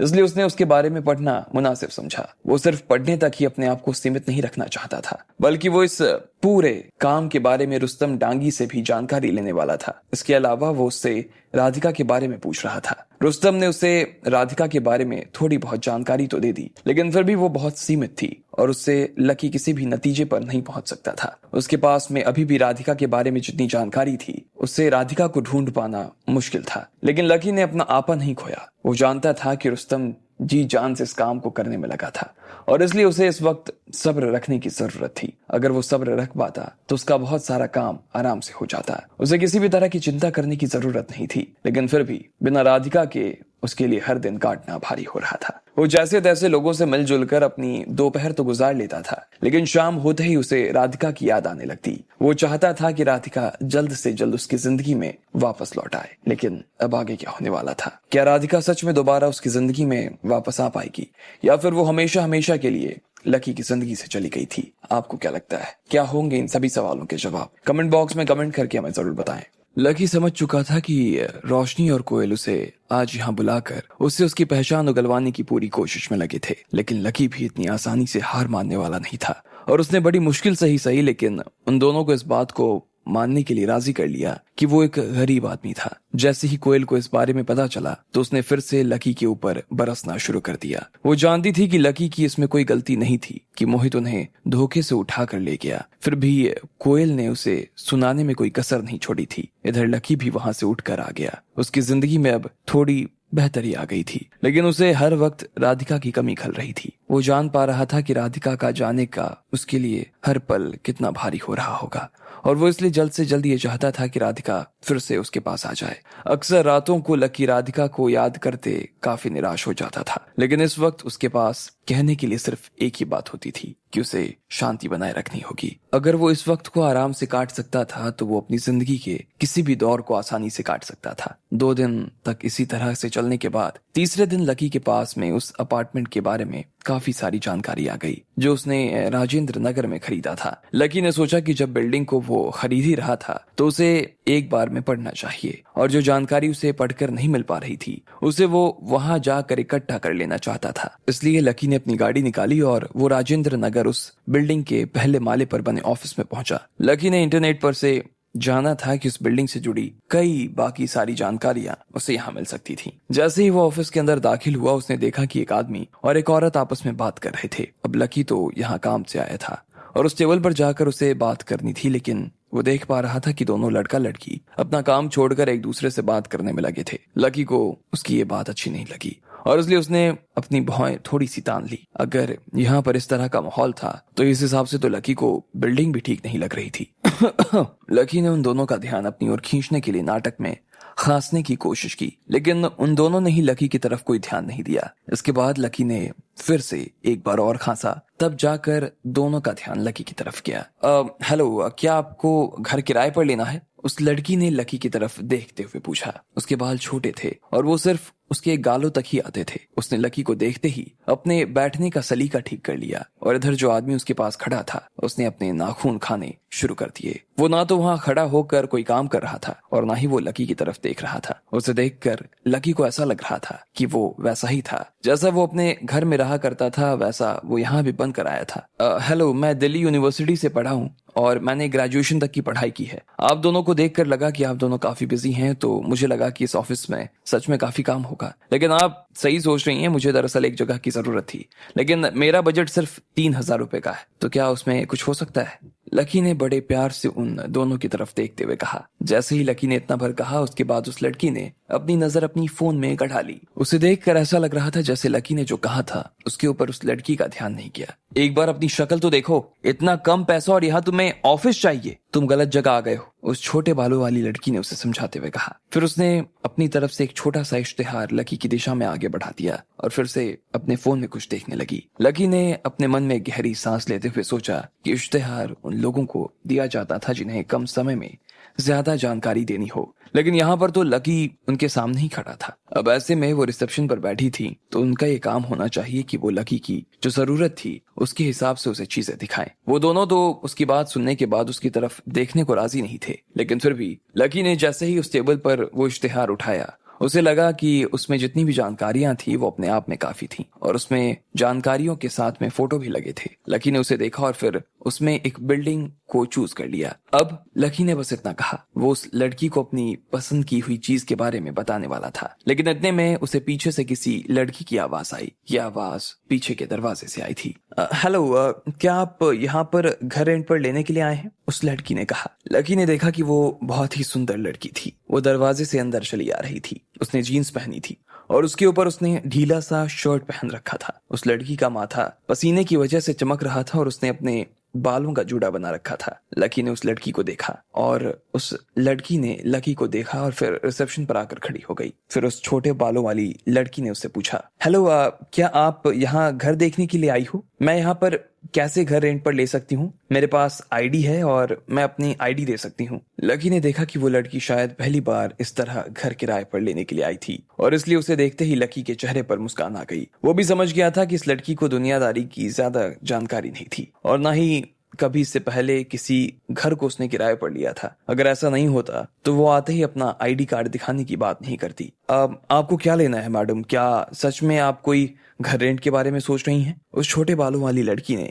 उसकी तरफ देखते हुए कहा। वो उसे देखकर इतना ज्यादा चिढ़ गई थी कि इतना तो वो शायद लकी को देखकर भी नहीं चिढ़ी। वो लड़का जो उस छोटे बालों वाली लड़की के पास में खड़ा था वो उसे देखे जा रहा था। अगर वो छोटे बालों वाली लड़की उसे चिकौटी नहीं काटती तो शायद वो आदमी उस लड़की को देखना बंद नहीं करता और थोड़ी देर बाद वो उसे अपने नाम तक के बारे में बता देता। आपको जो चाहिए आप इस ब्रोशर में देख सकती हो। आप देखकर मुझे बता दो कि आपको कौन सा वाला पसंद आ रहा है। अगर वो अवेलेबल होगा तो आपको मिल जाएगा। उस लड़की ने उसके सामने वाली इश्तेहार बढ़ा दी। अच्छा, उस लड़की ने कहा और फिर वो इश्तेहार ले लिया। मुझे ये वाला अच्छा लग रहा है। इतने में लकी ने बीच में मौका देखते हुए कहा और उस पर उंगली रखते हुए उसे उस छोटे बालों वाली लड़की की तरफ बढ़ा दिया। इस घर में 3 कमरे हैं और 2 लिविंग रूम हैं और एक गार्ड रूम भी है। इसका किराया 10,000 रुपए प्रति महीना है। आप मेरा नंबर सेव कर लीजिए, किराया और डिपॉजिट ले आइए, मैं कल से आपको ये दिलवा दूंगी। उस लड़की ने लकी की तरफ देखते हुए कहा और फिर उससे उसका आईडी कार्ड मांगने लगी। अच्छा, वैसे क्या आप मुझे घर दिखाने वाली नहीं है? लकी ने उससे पूछा। उस लड़की ने उस तरह के बर्ताव के बाद लकी को वो लड़की और कम पसंद आने लगी थी। उसे समझ नहीं आ रहा था कि आखिर वो उससे इस तरह बात क्यों कर रही थी। अरे, ब्रोशर पर साफ साफ लिखा है ना, आपको दिख नहीं रहा क्या? चलो, नहीं दिख रहा है तो मैं आपको पढ़कर सुना देती हूँ। देखो इसमें क्या लिखा है कि घर तभी दिखाया जाएगा जब ओनर उसे फाइनल कर देगा, उस लड़की ने कहा। उस लड़की को तो अपने व्यवहार से ऐसा नहीं लग रहा था कि वो कुछ गलत कर रही थी। उसके हिसाब से तो वो जो कर रही थी सही कर रही थी। अरे, पर मैं ऐसे कैसे बिना देखे फाइनल कर सकता हूँ? घर ले रहा हूँ, एक बार के लिए तो देखना पड़ेगा ना। लकी ने उस लड़की के ऊपर थोड़ा सा झेपते हुए कहा। इस पर शायद उस लड़की को गुस्सा आ गया और उसने दराज में से चाबी निकाली और लकी की तरफ बढ़ाते हुए बोली, ये लो चाबी और खुद ही देख लो। अरे, ये क्या बात हुई? क्या आप मुझे घर दिखाने के लिए नहीं आने वाली हो? लकी को भी उसका इस तरह का बर्ताव अच्छा नहीं लगा। उसे गुस्सा आ रहा था। उसे समझ में नहीं आ रहा था कि वो दोनों लोग उससे इस तरह अकड़ कर क्यों बात कर रहे थे। अरे, इसमें साफ साफ लिखा भी है, आपको समझ नहीं आ रहा? अब जब मैं आपको चाबी दे रही हूँ तो भी आप नाटक कर रहे हो। आपको देखना है तो ताला खोलो और जाकर देख लो, बात खत्म, उस लड़की ने कहा और फिर अपने फोन में देखने लगी। लकी को समझ नहीं आ रहा था कि अब वो उस लड़की से आगे कहे तो क्या कहे। उस लड़की ने उसका मुंह ही बंद करवा दिया था। उन दोनों को इस बात से कोई डर नहीं लग रहा था कि कल को कोई भी इस तरह से चाबी लेकर घर खोलकर वहां किसी तरह का कोई नुकसान कर देता, और अगर ऐसा होता तो फिर जिम्मेदारी किसकी होती? अब लकी के लिए ये चिंता का विषय हो चुका था। वो ऐसी जगह पर ऐसे गैर जिम्मेदार लोगों को नहीं बैठा सकता था। वरना उसका धंधा खराब हो सकता था। ठीक है, तो ये लो मेरा आईडी कार्ड और ये रहे पैसे। लकी ने उसकी दिशा में कार्ड बढ़ाते हुए कहा। वो यहाँ पर वैसे भी प्रॉब्लम ही देखने के लिए आया था और उसे आखिरकार प्रॉब्लम दिखाई देने लगी थी। वो देख पा रहा था कि ये लड़की ठीक नहीं थी और इसके पास में खड़ा ये लड़का तो बिल्कुल भी ठीक नहीं था। मुझे ये वाला पसंद आया है। इधर उस लड़की ने भी अपने लिए एक घर पसंद कर लिया। फिर उसने उस छोटे बालों वाली लड़की को अपनी पसंद दिखा दी। लकी ने देखा कि उस लड़की ने भी वही घर पसंद किया जो उसे पसंद था। अच्छा, तो आप भी इसी घर में रहना चाहती है? 1 मिनट मुझे देखने दीजिए, उस लड़की ने कहा। उसने देखा कि लकी ने वो घर पहले ही अपने लिए पसंद कर लिया था। जैसे ही उस लड़की को ये बात पता चली तो उसने फिर से अपना इरादा बदला और अपने लिए कोई दूसरा घर देखने लगी। ठीक इसी वक्त एक लंबा चौड़ा सा लड़का उस ऑफिस में दाखिल हो गया। उसे देखकर लग रहा था कि उसकी उम्र 30 साल के आसपास थी। उसने एक नीले रंग का शर्ट पहना हुआ था और उसके नीचे उसके काले रंग की पैंट थी। वो काफी अच्छा दिख रहा था। Manager sir. अरे रोहित सर बोलो। हेलो। तभी वो दोनों लड़कों और लड़की अपनी जगह पर से उस आदमी को ग्रीट करने के लिए खड़े हो गए। उस लड़के का नाम रोहित जोशी था और वो यहाँ का मैनेजर था। रोहित जोशी भी उन दोनों की तरफ देखकर मुस्कुरा दिया। फिर जब रोहित की नजर उस लड़की के ऊपर पड़ी तो उसकी आंखों में एक अलग सी चमक आ गई। हेलो, क्या आप यहाँ पर घर रेंट पर लेने आई हैं? रोहित उस लड़की के पास आया और उसने आते ही उससे पूछा। जब उसने उस लड़की के चेहरे पर एक मुस्कान देखी और उसे इतने पास से देखा तो उसे लगा कि वो काफी खूबसूरत थी। रोहित का दिल तेजी से धड़कने लगा। हाँ, मुझे ये वाला घर पसंद आया है, लेकिन मुझे लगता है कि इन्होंने वो घर पहले ही पसंद कर लिया है, तो इसलिए मुझे कोई नया घर पसंद करना पड़ेगा, उस लड़की ने कहा। ओह, ऐसी बात है। रोहित ने लकी को ऊपर से नीचे तक देखा और उसे कोनों में ले गया। भाई, मैं तुम्हें इस बजट में इस वाले से भी अच्छा घर दिलवा दूंगा। ये वाला इस लड़की के पास रहने दो ना, रोहित ने कहा। लेकिन वो जानता नहीं था कि वो बात किससे कर रहा था। अब आगे क्या होने वाला था? क्या होता जब रोहित को लकी के बारे में पता चलता? आपको क्या लगता है? क्या होंगे इन सभी सवालों के जवाब? कमेंट बॉक्स में कमेंट करके हमें जरूर बताएं। लकी की जिंदगी में जब सब ठीक चल रहा था तो वो अपने नए बिजनेस को देखने के लिए राजेंद्र नगर चला गया। जैसे ही वो वहां पहुंचा और रिसेप्शन पर जाकर खड़ा हुआ तो उसने देखा कि रिसेप्शन पर खड़ी हुई लड़की उसकी तरफ ध्यान नहीं दे रही थी। लकी को ये बात बहुत बुरी लग गई, लेकिन इस बीच उसने अपने लिए एक घर पसंद कर लिया। थोड़ी ही देर बाद वहां दूसरी लड़की आई और उसने भी अपने लिए वो घर पसंद कर लिया जो लकी को पसंद था। अब ये बात जब मैनेजर रोहित जोशी को पता चली तो वो लकी को एक कोने में ले गया और उससे मकान छोड़ने की बात करने लगा। लेकिन उसे ये पता नहीं था कि लकी ने जो घर पसंद किया था उसका प्राइस फिक्स था। यहाँ पर हर घर का प्राइस फिक्स था और वो आदमी लकी को एक ऐसा घर दे रहा था जिसका प्राइस कुछ और था, लेकिन वो उसे दे कुछ और रहा था और पैसे कुछ और ले रहा था। यानी कि वो उससे कुछ ऊपर पैसा लेने के बारे में सोच रहा था। लेकिन इधर जब उसने सोच ही लिया था कि वो ये घर उस लड़की को दे देगा तो फिर लकी ने रोहित से ज्यादा जिद नहीं की। मैडम, आपको बहुत बहुत बधाई हो। सर आपके लिए अपना ये घर छोड़ने को राजी हो गए हैं। आप इनसे ये घर ले सकती हैं। रोहित ने लकी को पीछे छोड़ा और फिर लड़की के पास जाकर बोला, अरे वाह, सच में आपका बहुत बहुत शुक्रिया। वो लड़की बार बार लकी को शुक्रिया अदा कर रही थी। कभी वो लकी को भी कभी मैनेजर को थैंक यू बोल रही थी। वो देख पा रही थी कि उसे घर दिलवाने में जो हाथ था वो रोहित का था और इसलिए उसे रोहित ज्यादा ठीक लगने लगा था। हेलो, ये मेरी आईडी है। और कितना पैसा बताया आपने? उस लड़की ने पूछा। फिर उस रिसेप्शन वाली लड़की ने उसे पैसा बताया तो उसने अपने पर्स की जेब में हाथ डाला और पैसा निकालने लगी। इतने में रोहित बीच में आया और उसने आते ही कहा, अरे नहीं, इसकी कोई जरूरत नहीं है। आप इतना जल्दी पैसा क्यों दे रही हो? पहले तो मैं तुम्हें घर दिखा कर लाता हूँ, उसके बाद तुम देखकर ये डिसाइड कर लेना कि तुम्हें घर पसंद आ भी रहा है या नहीं। अगर तुम्हें पसंद आता है तो तुम पैसा दे सकती हो, रोहित ने उस लड़की को समझाते हुए कहा। और उसकी बात सुनते ही उस लड़की के चेहरे पर मुस्कान आ गई। उसे बड़ी खुशी इस बात की हो रही थी कि रोहित उसका इतना ध्यान रख रहा था। वो देख पा रही थी कि रोहित को सच में उसकी बहुत परवाह थी। ठीक है, चलो, उस लड़की ने कहा। चलो चलते हैं, रोहित ने कहा। और फिर दोनों लोग वहां से घर देखने के लिए निकल गए। इधर लकी उन दोनों को बस जाते हुए देखता रह गया। उसे समझ नहीं आ रहा था कि आखिर ये मैनेजर ऐसी कोई हरकत कैसे कर सकता था। उसे एक पल के लिए भी समझ नहीं आ रहा था। वो देख पा रहा था कि मैनेजर काफी खतरनाक आदमी था। उसकी सिर्फ जुबान ही मीठी थी, पर वो आदमी अंदर से छुरी की तरह तेज था। कहीं ऐसा तो नहीं कि लकी को कोई धोखा हो रहा था। लकी ने उस रिसेप्शन पर बैठी लड़की से पूछा कि वो उसे घर दिखाने के लिए अलग से क्यों लेकर गया था, जबकि लकी खुद भी घर देखने के लिए आया था, लेकिन उसके साथ में ऐसा ट्रीटमेंट नहीं हुआ। तो उस लड़की ने अपना मुंह चढ़ा लिया।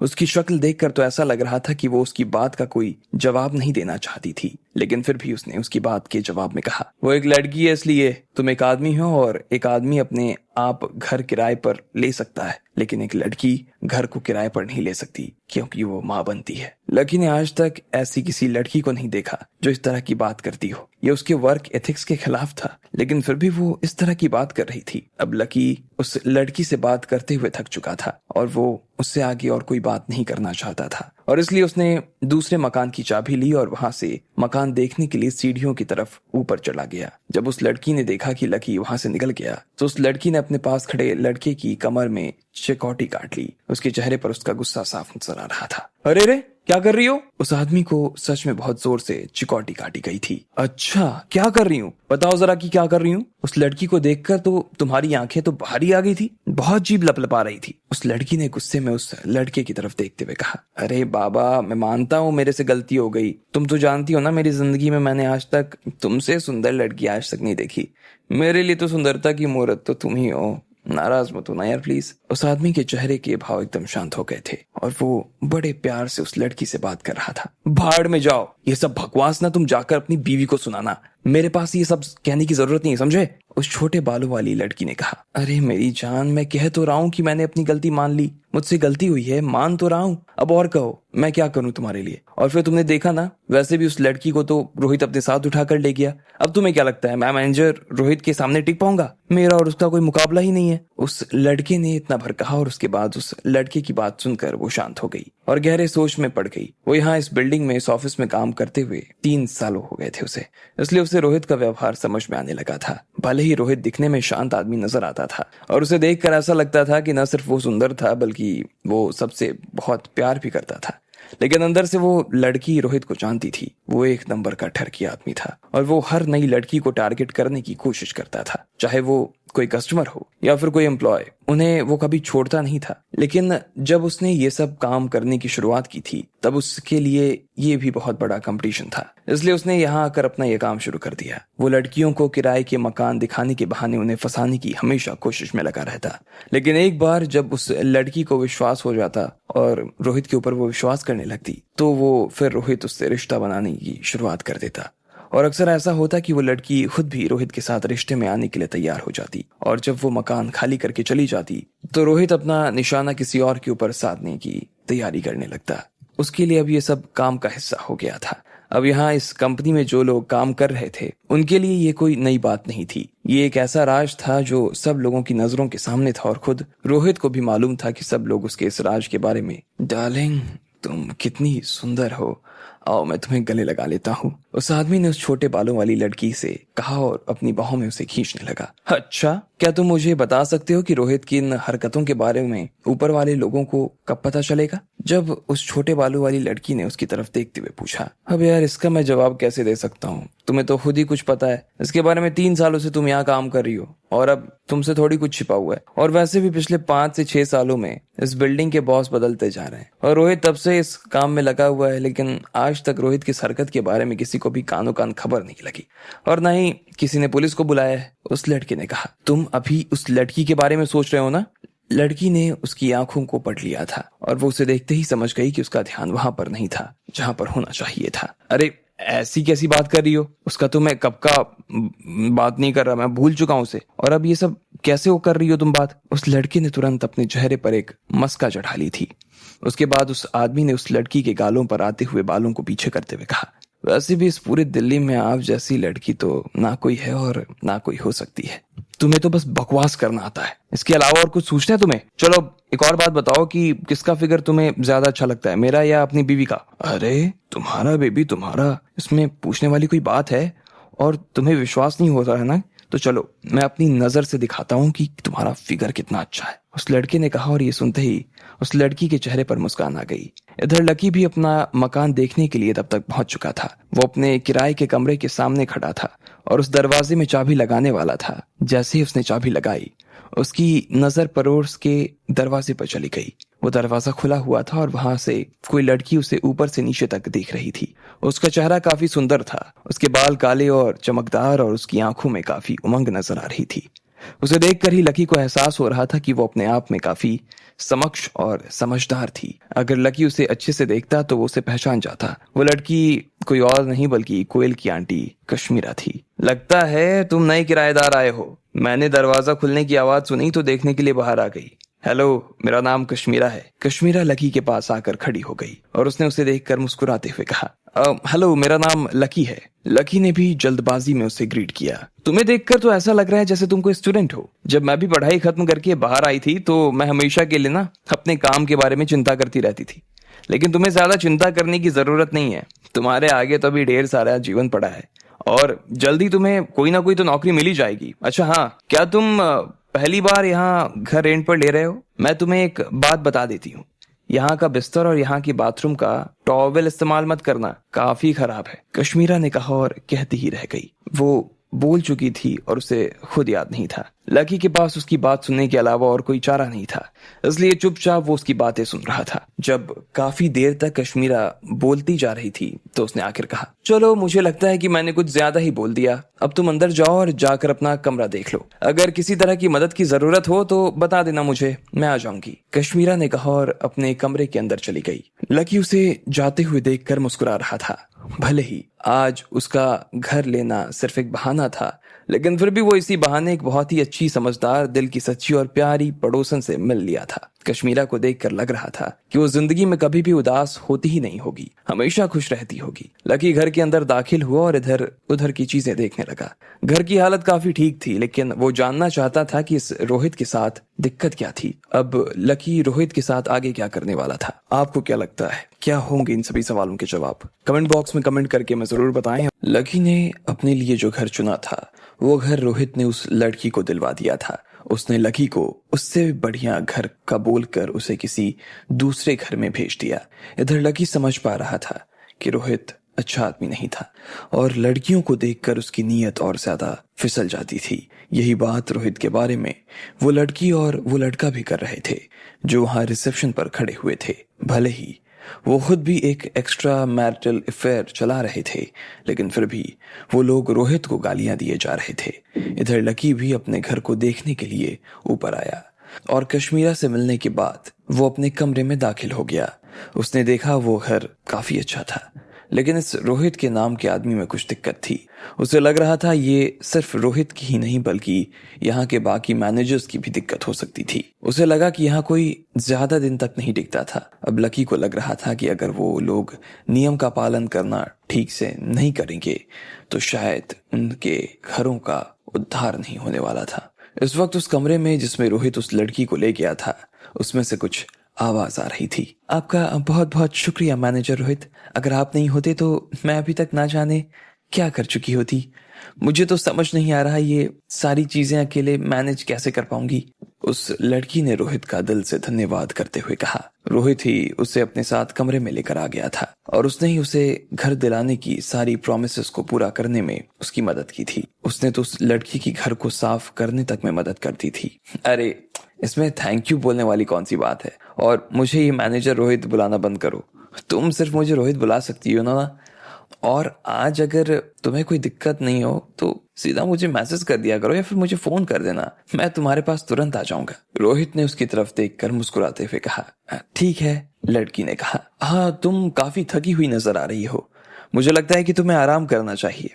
यहाँ पर वैसे तो सारी फैसिलिटीज हैं, फिर भी तुम्हें अगर किसी चीज की जरूरत हो तो मुझे बताना, मैं प्रोवाइड करवा दूंगा, रोहित ने कहा और फिर दरवाजे से बाहर आने लगा। बाय रोहित, उस लड़की ने दरवाजे पर खड़े होकर रोहित के सामने हाथ हिलाते हुए कहा और फिर वो अंदर चली गई। जब रोहित ने देखा कि उस लड़की ने दरवाजा लगा लिया था, उसके बाद उसने अपने फोन में एक बटन दबाया। उसने सबसे पहले उस लड़की की डीपी देखी जो सोशल मीडिया पर लगाई हुई थी। उसे देखकर तो वो बहुत गंदी तरह मुस्कुराने लगा। उसकी आंखों में उसका लालच साफ नजर आ रहा था। वो जैसा उस लड़की के कमरे में था वैसा वो बाहर बिल्कुल नहीं था। डार्लिंग, सिर्फ 1 महीना लगेगा, 1 महीने में तुम मेरी हो जाओगी, फिर देखना तुम मेरे बिस्तर में आने का इंतजार करती रहोगी, रोहित ने अपने आप में ही बड़बड़ाते हुए कहा। ऐसी लड़की जिसे दुनियादारी का कोई ज्ञान नहीं था, रोहित के लिए ऐसी लड़की को बेवकूफ बनाना बहुत आसान था और वो उसके साथ जो चाहे कर सकता था। जब से उसने उस लड़की को देखा तब से उसके दिल में बस एक ही तमन्ना थी कि वो उसे अपने साथ बिस्तर तक ले जाए। इधर रोहित ने अपना फोन जेब में रख लिया था। अब वो उस लड़की के साथ इतनी जल्दी दिखना नहीं चाहता था। उसके शिकार पर और भी लड़कियां थी, उन्हें वो देख रहा था और वो खुद उसका इंतजार कर रही थी। रोहित को लगा कि आज उसका ऑफिस का सारा काम हो गया था और इसलिए वो अपने केबिन में आया और फिर वहां से उसने वैगरा का एक पैकेट लिया और सीधा एक दूसरे किराएदार के घर में दाखिल हो गया। उसने घंटी बजाई तो पीछे से आवाज आई, आ जाओ रोहित। उसके बाद कश्मीरा दरवाजे से बाहर आई और वो रोहित को अपने साथ अंदर ले जाने लगी। जब उसने दरवाजा खोला तो वो थोड़ा सा घबराई हुई नजर आ रही थी। उसे इस बात पर शर्म आ रही थी कि उसने रोहित को पिछले 4 महीने से किराया नहीं दिया था, लेकिन रोहित को इस बात से कोई शिकायत नहीं थी। उसने उल्टा उससे ये कह रखा था कि हाँ, जितने दिन चाहे वो रह सकती थी और उसे जब रेंट देना हो तब दे सकती थी। रोहित कश्मीरा के घर के अंदर दाखिल हो गया। मैं आपके लिए पानी लेकर आती हूँ, कश्मीरा ने रोहित को सोफे पर बैठाते हुए कहा। कश्मीरा जी, आपको अभी तक कोई नौकरी मिली या नहीं मिली? रोहित ने कश्मीरा को आवाज देते हुए पूछा। जब उसने कश्मीरा का पतला और कसा हुआ शरीर देखा तो वो अपने मन ही मन थोड़ा सा घबरा गया। वो अपनी आंखों के आगे देख पा रहा था कि थोड़ी ही देर बाद वो और कश्मीरा एक ही बिस्तर में बिना कपड़े के होने वाले थे। वो इस सुंदर लड़की को अपने साथ बिस्तर में ले जाने के लिए बेताब हुए जा रहा था। इधर कश्मीरा ने जैसे ही रोहित की बात सुनी तो एक बार के लिए उसका दिल बैठ गया। उसे समझ नहीं आ रहा था कि वो जाकर रोहित से इस बारे में क्या कहे, कैसे कहे। फिर भी उसने कोशिश करते हुए कहा, नहीं, अभी तक तो नहीं मिला है, लेकिन फिर भी मैं अपनी पूरी जान लगाकर जॉब ढूंढने की कोशिश कर रही हूँ। मुझे लगता है कि जल्द ही मुझे नौकरी मिल जाएगी। आप प्लीज मुझे थोड़े दिन का टाइम और दे दीजिए, कश्मीरा ने कहा। उसे लग रहा था कि वो बेशर्मों की तरह उससे फेवर मांग रही थी, लेकिन उसके पास इसके अलावा और कोई चारा नहीं था। कश्मीरा, मैं सच में तुम्हारी इस सिचुएशन से निकलने में मदद करना चाहता हूँ। इस जमाने में जॉब का ना होना कितना मुश्किल होता है ये मैं अच्छी तरह से जानता हूँ और समझ भी सकता हूँ, लेकिन अब तुम्हें भी ये देखना चाहिए कि तुम मेरी वजह से यहाँ पर 4 महीने से रह रही हो। मैंने अभी तक कभी तुमसे आगे से किराया नहीं मांगा। अब तुम्हें तो पता है कि मैं एक छोटा सा मैनेजर हूँ, इससे ज्यादा मेरे हाथ में और कुछ नहीं है। अगर किसी को पता चल गया कि मैंने तुम्हें यहाँ बिना किराए के 4 महीने रखा है तो ना सिर्फ मुझे तुम्हारा रेंट भरना पड़ेगा, बल्कि साथ में कंपनी में मेरी इमेज बहुत खराब हो जाएगी। रोहित ने थोड़ा सा चिढ़ते हुए कश्मीरा को देखा और कहा। अच्छा, कश्मीरा को उम्मीद नहीं थी कि उसके किराए ना देने पे इतने भारी परिणाम हो सकते थे। वो यहाँ पिछले 4 महीने से रह रही थी, लेकिन अभी तक उसके दिमाग में ये बात नहीं आई, पर इस वक्त वो किराया देने की हालत में नहीं थी। मुझे माफ कर देना रोहित, मुझे नहीं पता कि तुम मेरी वजह से इतनी बड़ी प्रॉब्लम में फंस सकते हो, लेकिन तुम्हें भी मालूम है ना कि मेरे पास अभी कोई जॉब नहीं है, इसलिए इतना बड़ा अमाउंट दे पाना मेरे लिए बहुत मुश्किल है।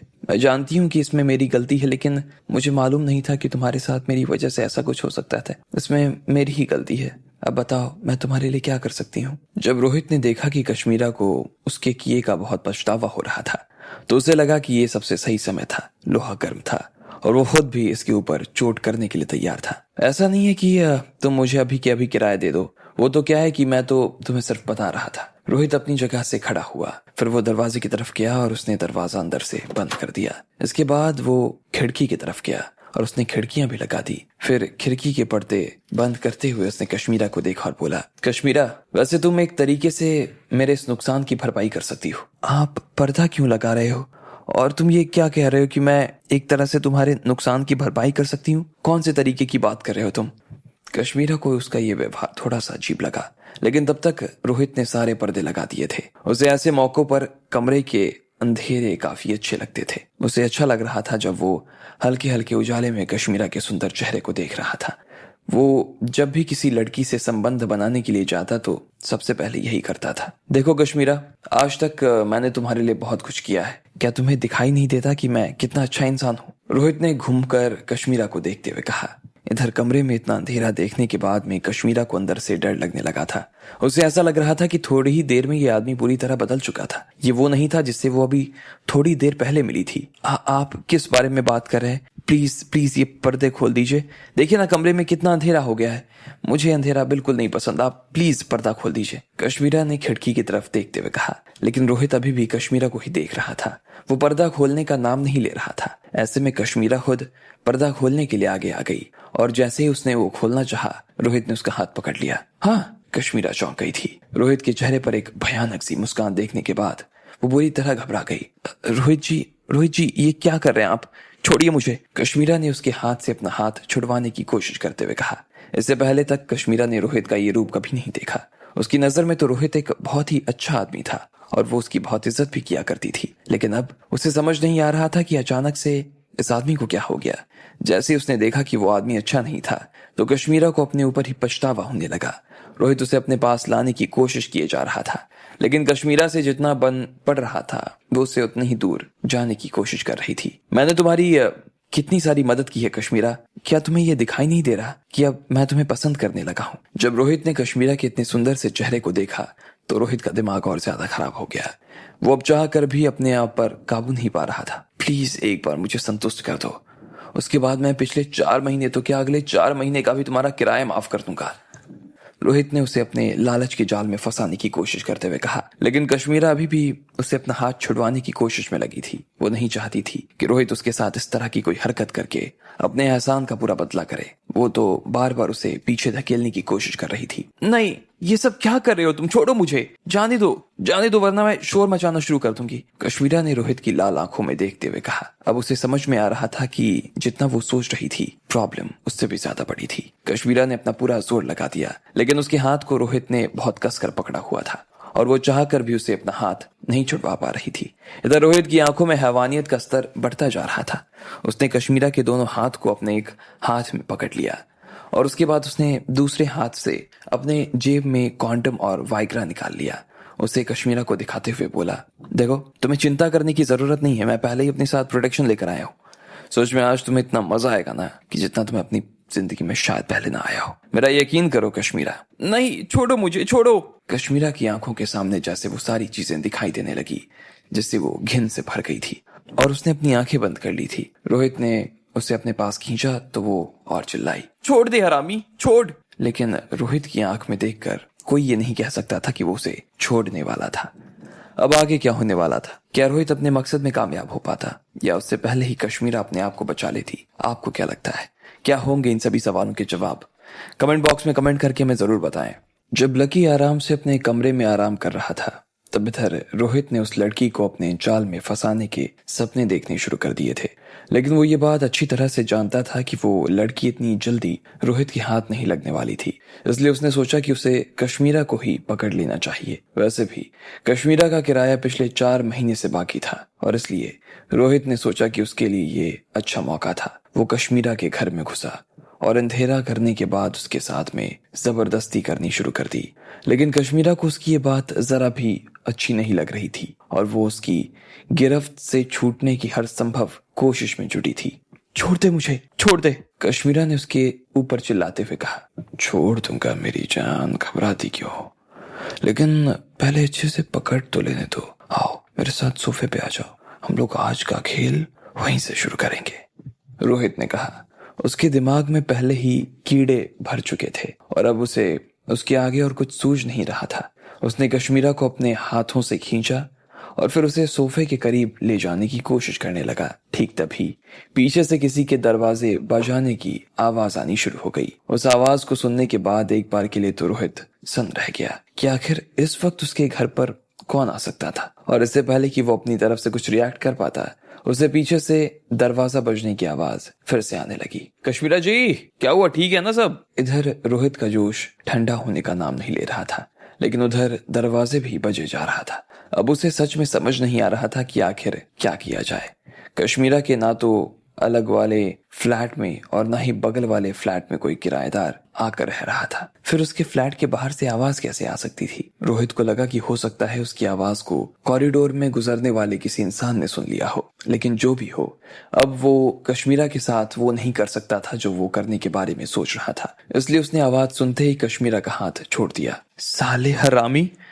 कश्मीरा ने रोहित को ऐसी जगह लात मारी कि वो अपनी टांग भींच कर नीचे बैठ गया और उसने अपने दोनों घुटने मोड़ लिए। लात खाते ही उसके मुंह से आवाज आई। उसने अपने निचले शरीर को पूरी तरह से जकड़ लिया। अब उसे ऐसा लग रहा था कि उसने बहुत बड़ा गुनाह कर दिया था। उसे बहुत दर्द हो रहा था, मानो वो अपने पेट में किसी बच्चे को जन्म दे रहा हो। इधर तुरंत कश्मीरा ने भी दरवाजा खोल दिया और जैसे ही उसने दरवाजा खोला उसने देखा कि लकी सामने खड़ा था। क्या हुआ? लकी ने डरते हुए पूछा। नहीं नहीं, कुछ नहीं कुछ नहीं, कश्मीरा ने घबराते हुए कहा। अभी जो कुछ हुआ था उसके बारे में कश्मीरा वैसे भी बात नहीं करना चाहती थी। उसे उन सब के बारे में बोलने से भी शर्म आ रही थी। वो जानती थी कि सारी समस्या की जड़ सिर्फ एक ही थी, और वो ये कि उसने किराया नहीं भरा था, और इस किराए को ना भरने की वजह से उसे कोई नुकसान झेलना पड़ रहा था। ऐसे में अगर वो लकी को बताती कि रोहित ने उसके साथ क्या करने की कोशिश की थी तो शायद उसकी साख के ऊपर धब्बा लग जाता।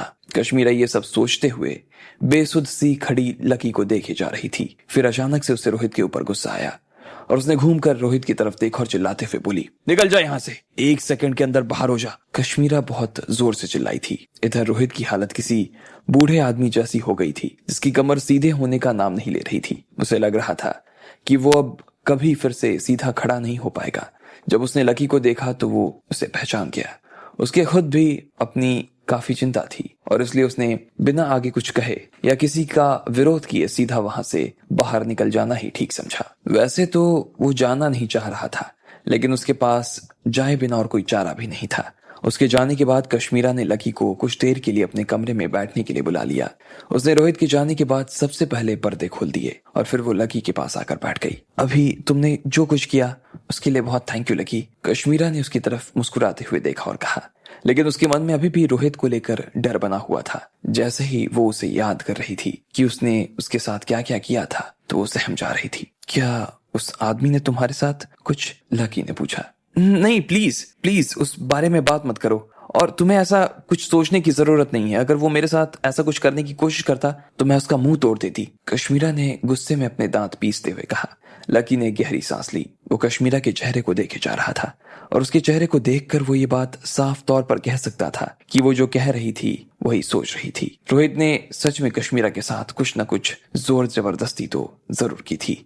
ठीक इसी वक्त अचानक से कश्मीरा ने देखा कि उसके फ्लैट की लाइट चली गई और पानी भी आना बंद हो गया।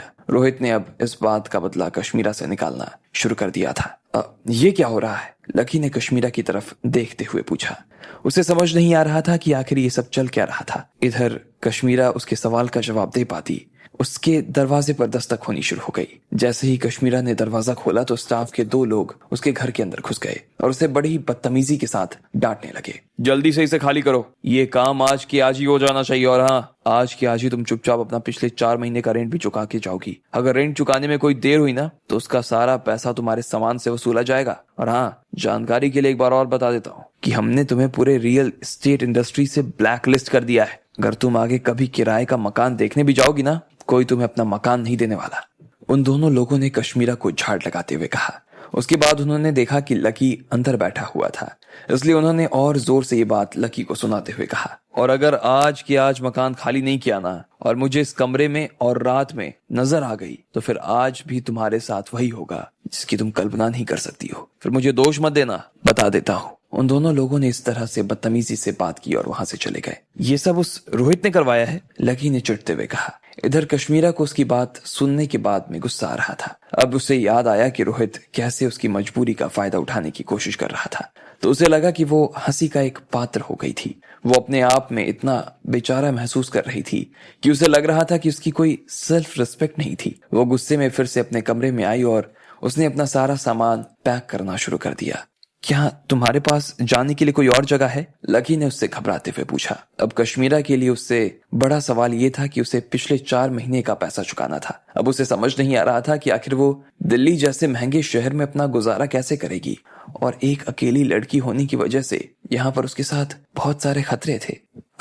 नहीं, मैंने किराया नहीं दिया है और ना ही मेरे पास रहने के लिए कोई जगह है, कश्मीरा ने लकी के सामने सच बोलते हुए कहा। वो बेकार में उसके सामने किसी तरह का कोई झूठ नहीं बोलना चाहती थी। उसे सच में मालूम नहीं था कि एक बार यहाँ से खाली कर देने के बाद उसे जाना कहाँ था। उसके पास में जाने के लिए कोई जगह नहीं थी, और अगर वो कहीं नहीं भी जा सकती तो फिर उसके पास में अपने घर वापस चले जाने के अलावा और कोई चारा नहीं था। लेकिन वो पहले ही उम्र में काफी बड़ी हो चुकी थी और आखिर में वो अपने घर वापस नहीं जाना चाहती थी। सुनो, मैं जा रही हूँ। तब तक कश्मीरा अपना सारा सामान जमा चुकी थी और वहां से निकलने ही वाली थी।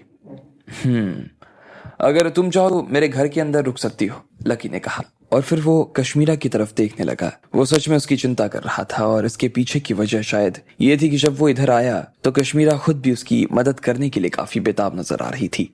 वो दिल से उसकी मदद करना चाह रही थी, इसलिए लकी भी उसकी मदद करना चाह रहा था। और फिर जब वो उसकी मदद करने की क्षमता रखता था तो फिर उसे मदद करनी भी चाहिए थी। क्या कहा? तुम्हारे घर में? इधर कश्मीरा उसकी इस बात को सुनते ही भड़क गई। उसे लग रहा था कि शायद लकी भी रोहित की तरह एक बेचारी सी लड़की का फायदा उठाने की कोशिश कर रहा था।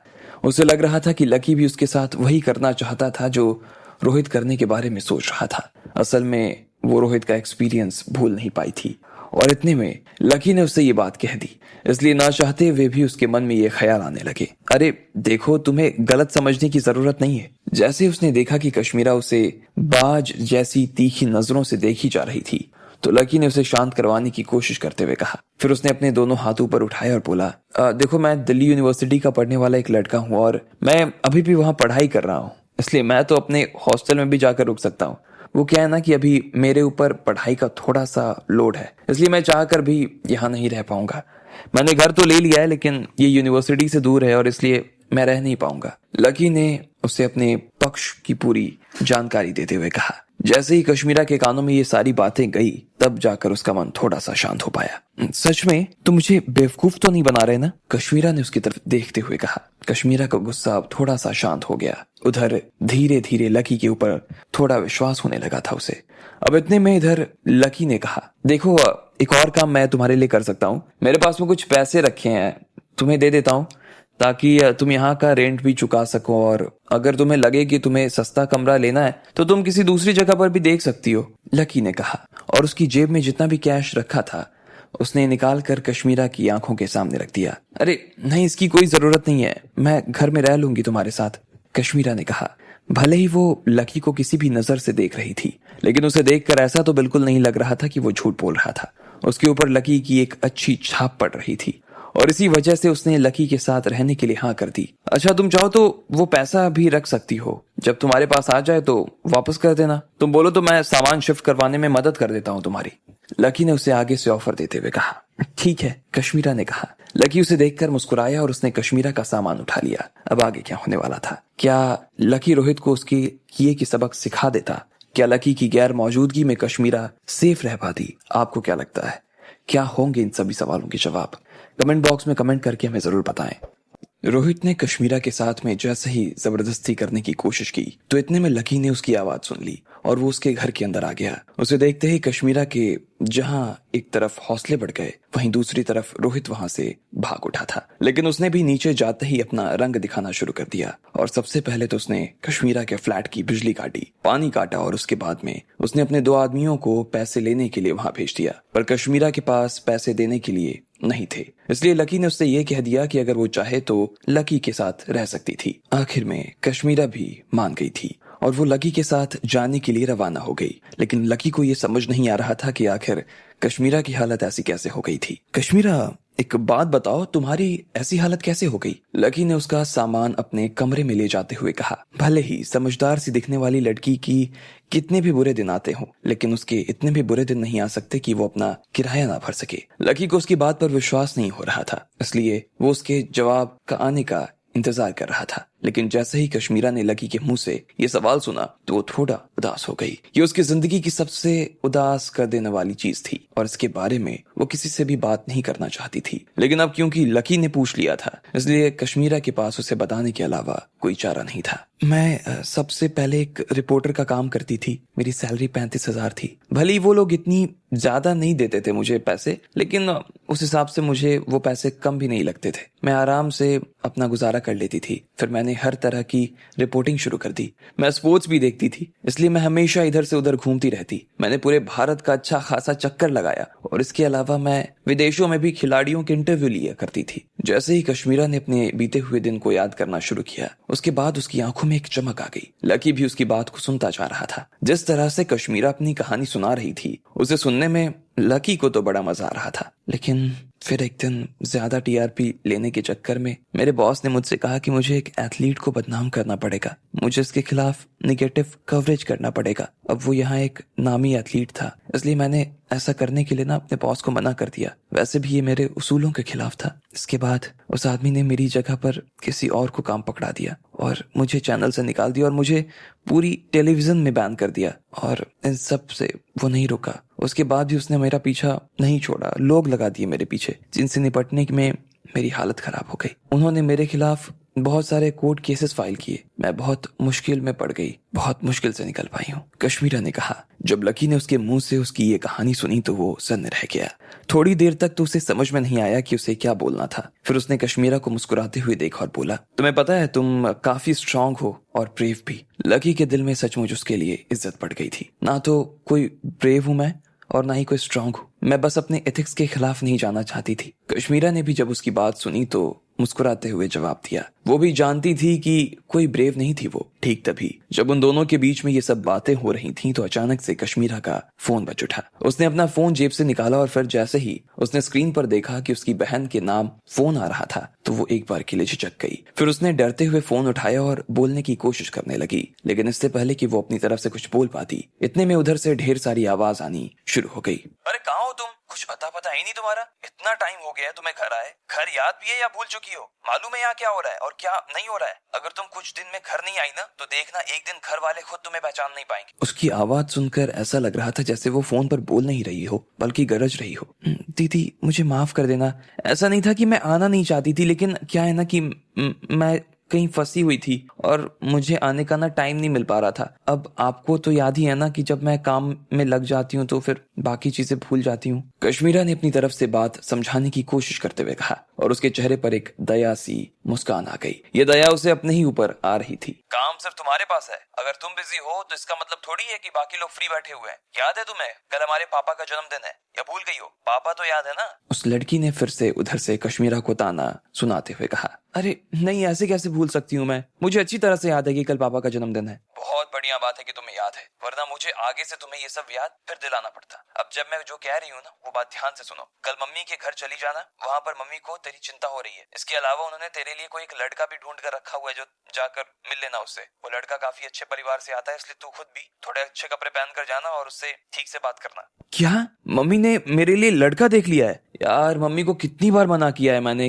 लड़के देखने की जरूरत नहीं है यार, लेकिन वो ये खबर सुनते ही कश्मीरा का चेहरा लटक गया। उसे ये बात बहुत बुरी लगी कि आज फिर से उसकी माँ ने उसके लिए एक लड़का देख लिया था और वो भी बिना उससे पूछे। क्या बच्ची जैसी बात कर रही है यार? इतनी बड़ी हो गई है फिर भी तेरे मुंह से ऐसी बात अच्छी लगती है क्या? कुछ तो सोच समझ कर बोला कर। अब तू अपनी उम्र बता, पर रुक रहने दे। अगर तू अपनी उम्र बताने बैठी ना शर्म आ जाएगी तुझे खुद। इतनी बड़ी हो चुकी है, शादी नहीं करेगी, बूढ़ी होने के बाद करेगी क्या? तुमने पहले ही मम्मी को ना बहुत दुख दिया है और अब उन्हें और परेशान करने की जरूरत नहीं है, ठीक है? कश्मीरा देख, तुझे अपने और अच्छे बुरे की कोई समझ नहीं है, इसलिए इस मामले में तुझे बीच में बोलने की ना जरूरत नहीं है। सब माँ देख लेंगी। इतना भर कहने के बाद उसकी बहन ने फोन काट दिया। इधर कश्मीरा ने उसकी बात सुनते ही अपनी माँ को फोन मिला दिया, लेकिन इससे पहले कि उसकी माँ फोन उठाती उन्होंने मूड खराब होने की वजह से फोन काट दिया। क्या हो गया? लकी ने कश्मीरा का चेहरा देखते हुए पूछा। उसे लग रहा था कि कश्मीरा अपने आप में काफी बेबस महसूस कर रही थी। मेरी माँ ने बिना मुझसे पूछे ही मेरे लिए कोई लड़का ढूंढ लिया है। अब वो चाहती हैं कि मैं कल जाकर उससे मिल लूं। अब जब उन्हें मालूम है कि मुझे ये सब बिल्कुल अच्छा नहीं लगता, फिर वो मेरे साथ ऐसा क्यों कर रही हैं? कश्मीरा को अपनी माँ के ऊपर इतना गुस्सा आ रहा था कि एक पल के लिए गुस्से में उसकी नाक भी लाल हो गई। अचानक से फिर उसने लकी की तरफ देखा और धीरे से पूछा, लकी क्या तुम मेरे बॉयफ्रेंड बनना पसंद करोगे? लकी उसकी ये बात सुनते ही सन्न रह गया। वो उसे क्या जवाब दे ना दे समझ नहीं आ रहा था उसे। अब ऐसे में वो बिना बात के उसका बॉयफ्रेंड कैसे बन सकता था? नहीं देखो, तुम्हें गलत समझने की जरूरत नहीं है। मैं कह रही हूँ कि क्या तुम कल मेरे साथ झूठ मूठ का बॉयफ्रेंड बनकर मेरे घर चल लोगे क्या? अगर मम्मी तुमसे कुछ सवाल जवाब करेंगी ना तो तुम उसका जवाब दे देना। अगर तुम मेरी मदद नहीं करोगे तो मेरी माँ ना जबरदस्ती मुझे उस लड़के के साथ डेट पर भेज देंगी। ये मुलाकातों का सिलसिला ना यहाँ पर नहीं रुकने वाला है। लकी प्लीज मदद कर दो मेरी। कश्मीरा ने लकी की तरफ देखते हुए कहा। उसे लग रहा था कि उसका ये आइडिया सच में एक शानदार आइडिया था और उसने अपने दोनों हाथों से लकी का हाथ बड़े प्यार से पकड़ लिया। लकी ने भी उतनी ही प्यार से कश्मीरा के हाथ से अपना हाथ छुड़वा लिया। उसे कुछ समझ नहीं आ रहा था कि जो कश्मीरा बोल रही थी वो करना चाहिए भी या नहीं, क्योंकि इस मामले में वो पहले भी एक बार फंस चुका था। उसे अंदर ही अंदर कुछ समझ नहीं आ रहा था और उसके मन में भूचाल सा आ गया। अचानक से उसके दिमाग में राधिका का चेहरा सामने आ गया और उसे अपनी आंखों के सामने देखते ही लकी का दिल दुखने लगा। वो जानता था कि पहले ही राधिका के साथ था वो। भले ही राधिका उसे नहीं मिल रही थी, लेकिन उसे राधिका की आने की पूरी उम्मीद थी। लकी ने एक धीमी आवाज में कहा, मुझे माफ कर देना, मैं इस मामले में तुम्हारी मदद नहीं कर पाऊंगा। मगर क्यों? इस मामले में तुम मेरी मदद क्यों नहीं कर पाओगे? तुम्हें कल सिर्फ मेरे साथ मेरे घर पर ही तो आना है, उसके बाद मेरी माँ से ये कहना है कि तुम मेरे बॉयफ्रेंड हो। अब क्या तुम इतनी भी मदद नहीं कर पाओगे मेरी? कश्मीरा ने लकी की आंखों में देखते हुए कहा। बिना लकी की मदद किए वो अपनी माँ से निपट नहीं सकती थी। नहीं, मुझे माफ कर दो, मेरे हिसाब से ये ठीक नहीं रहेगा। तुम मेरी जगह पर किसी और को देख सकती हो, मैं किसी के साथ धोखा नहीं कर सकता, लकी ने कहा। वो कुछ भी गलत नहीं कह रहा था, वो खुद भी अपने हालतों से बंधा हुआ था। लकी क्या कह रहे हो यार, तुम मेरी मदद कर सकते हो, तुम जानते हो कि तुम मेरी मदद कर सकते हो, लेकिन उसके बाद भी तुम मना कर रहे हो यार। मैं अब तुम्हारे बारे में जो सोच रही थी ना, गलत ही सोच रही थी। तुम और रोहित दोनों एक तरह के हो, थोड़ा सा अंतर होगा। नहीं, वो भी नहीं है, वो बुरा आदमी है और तुम उससे भी कम नहीं हो। कश्मीरा की जुबान पर उसका गुस्सा साफ सुनाई दे रहा था।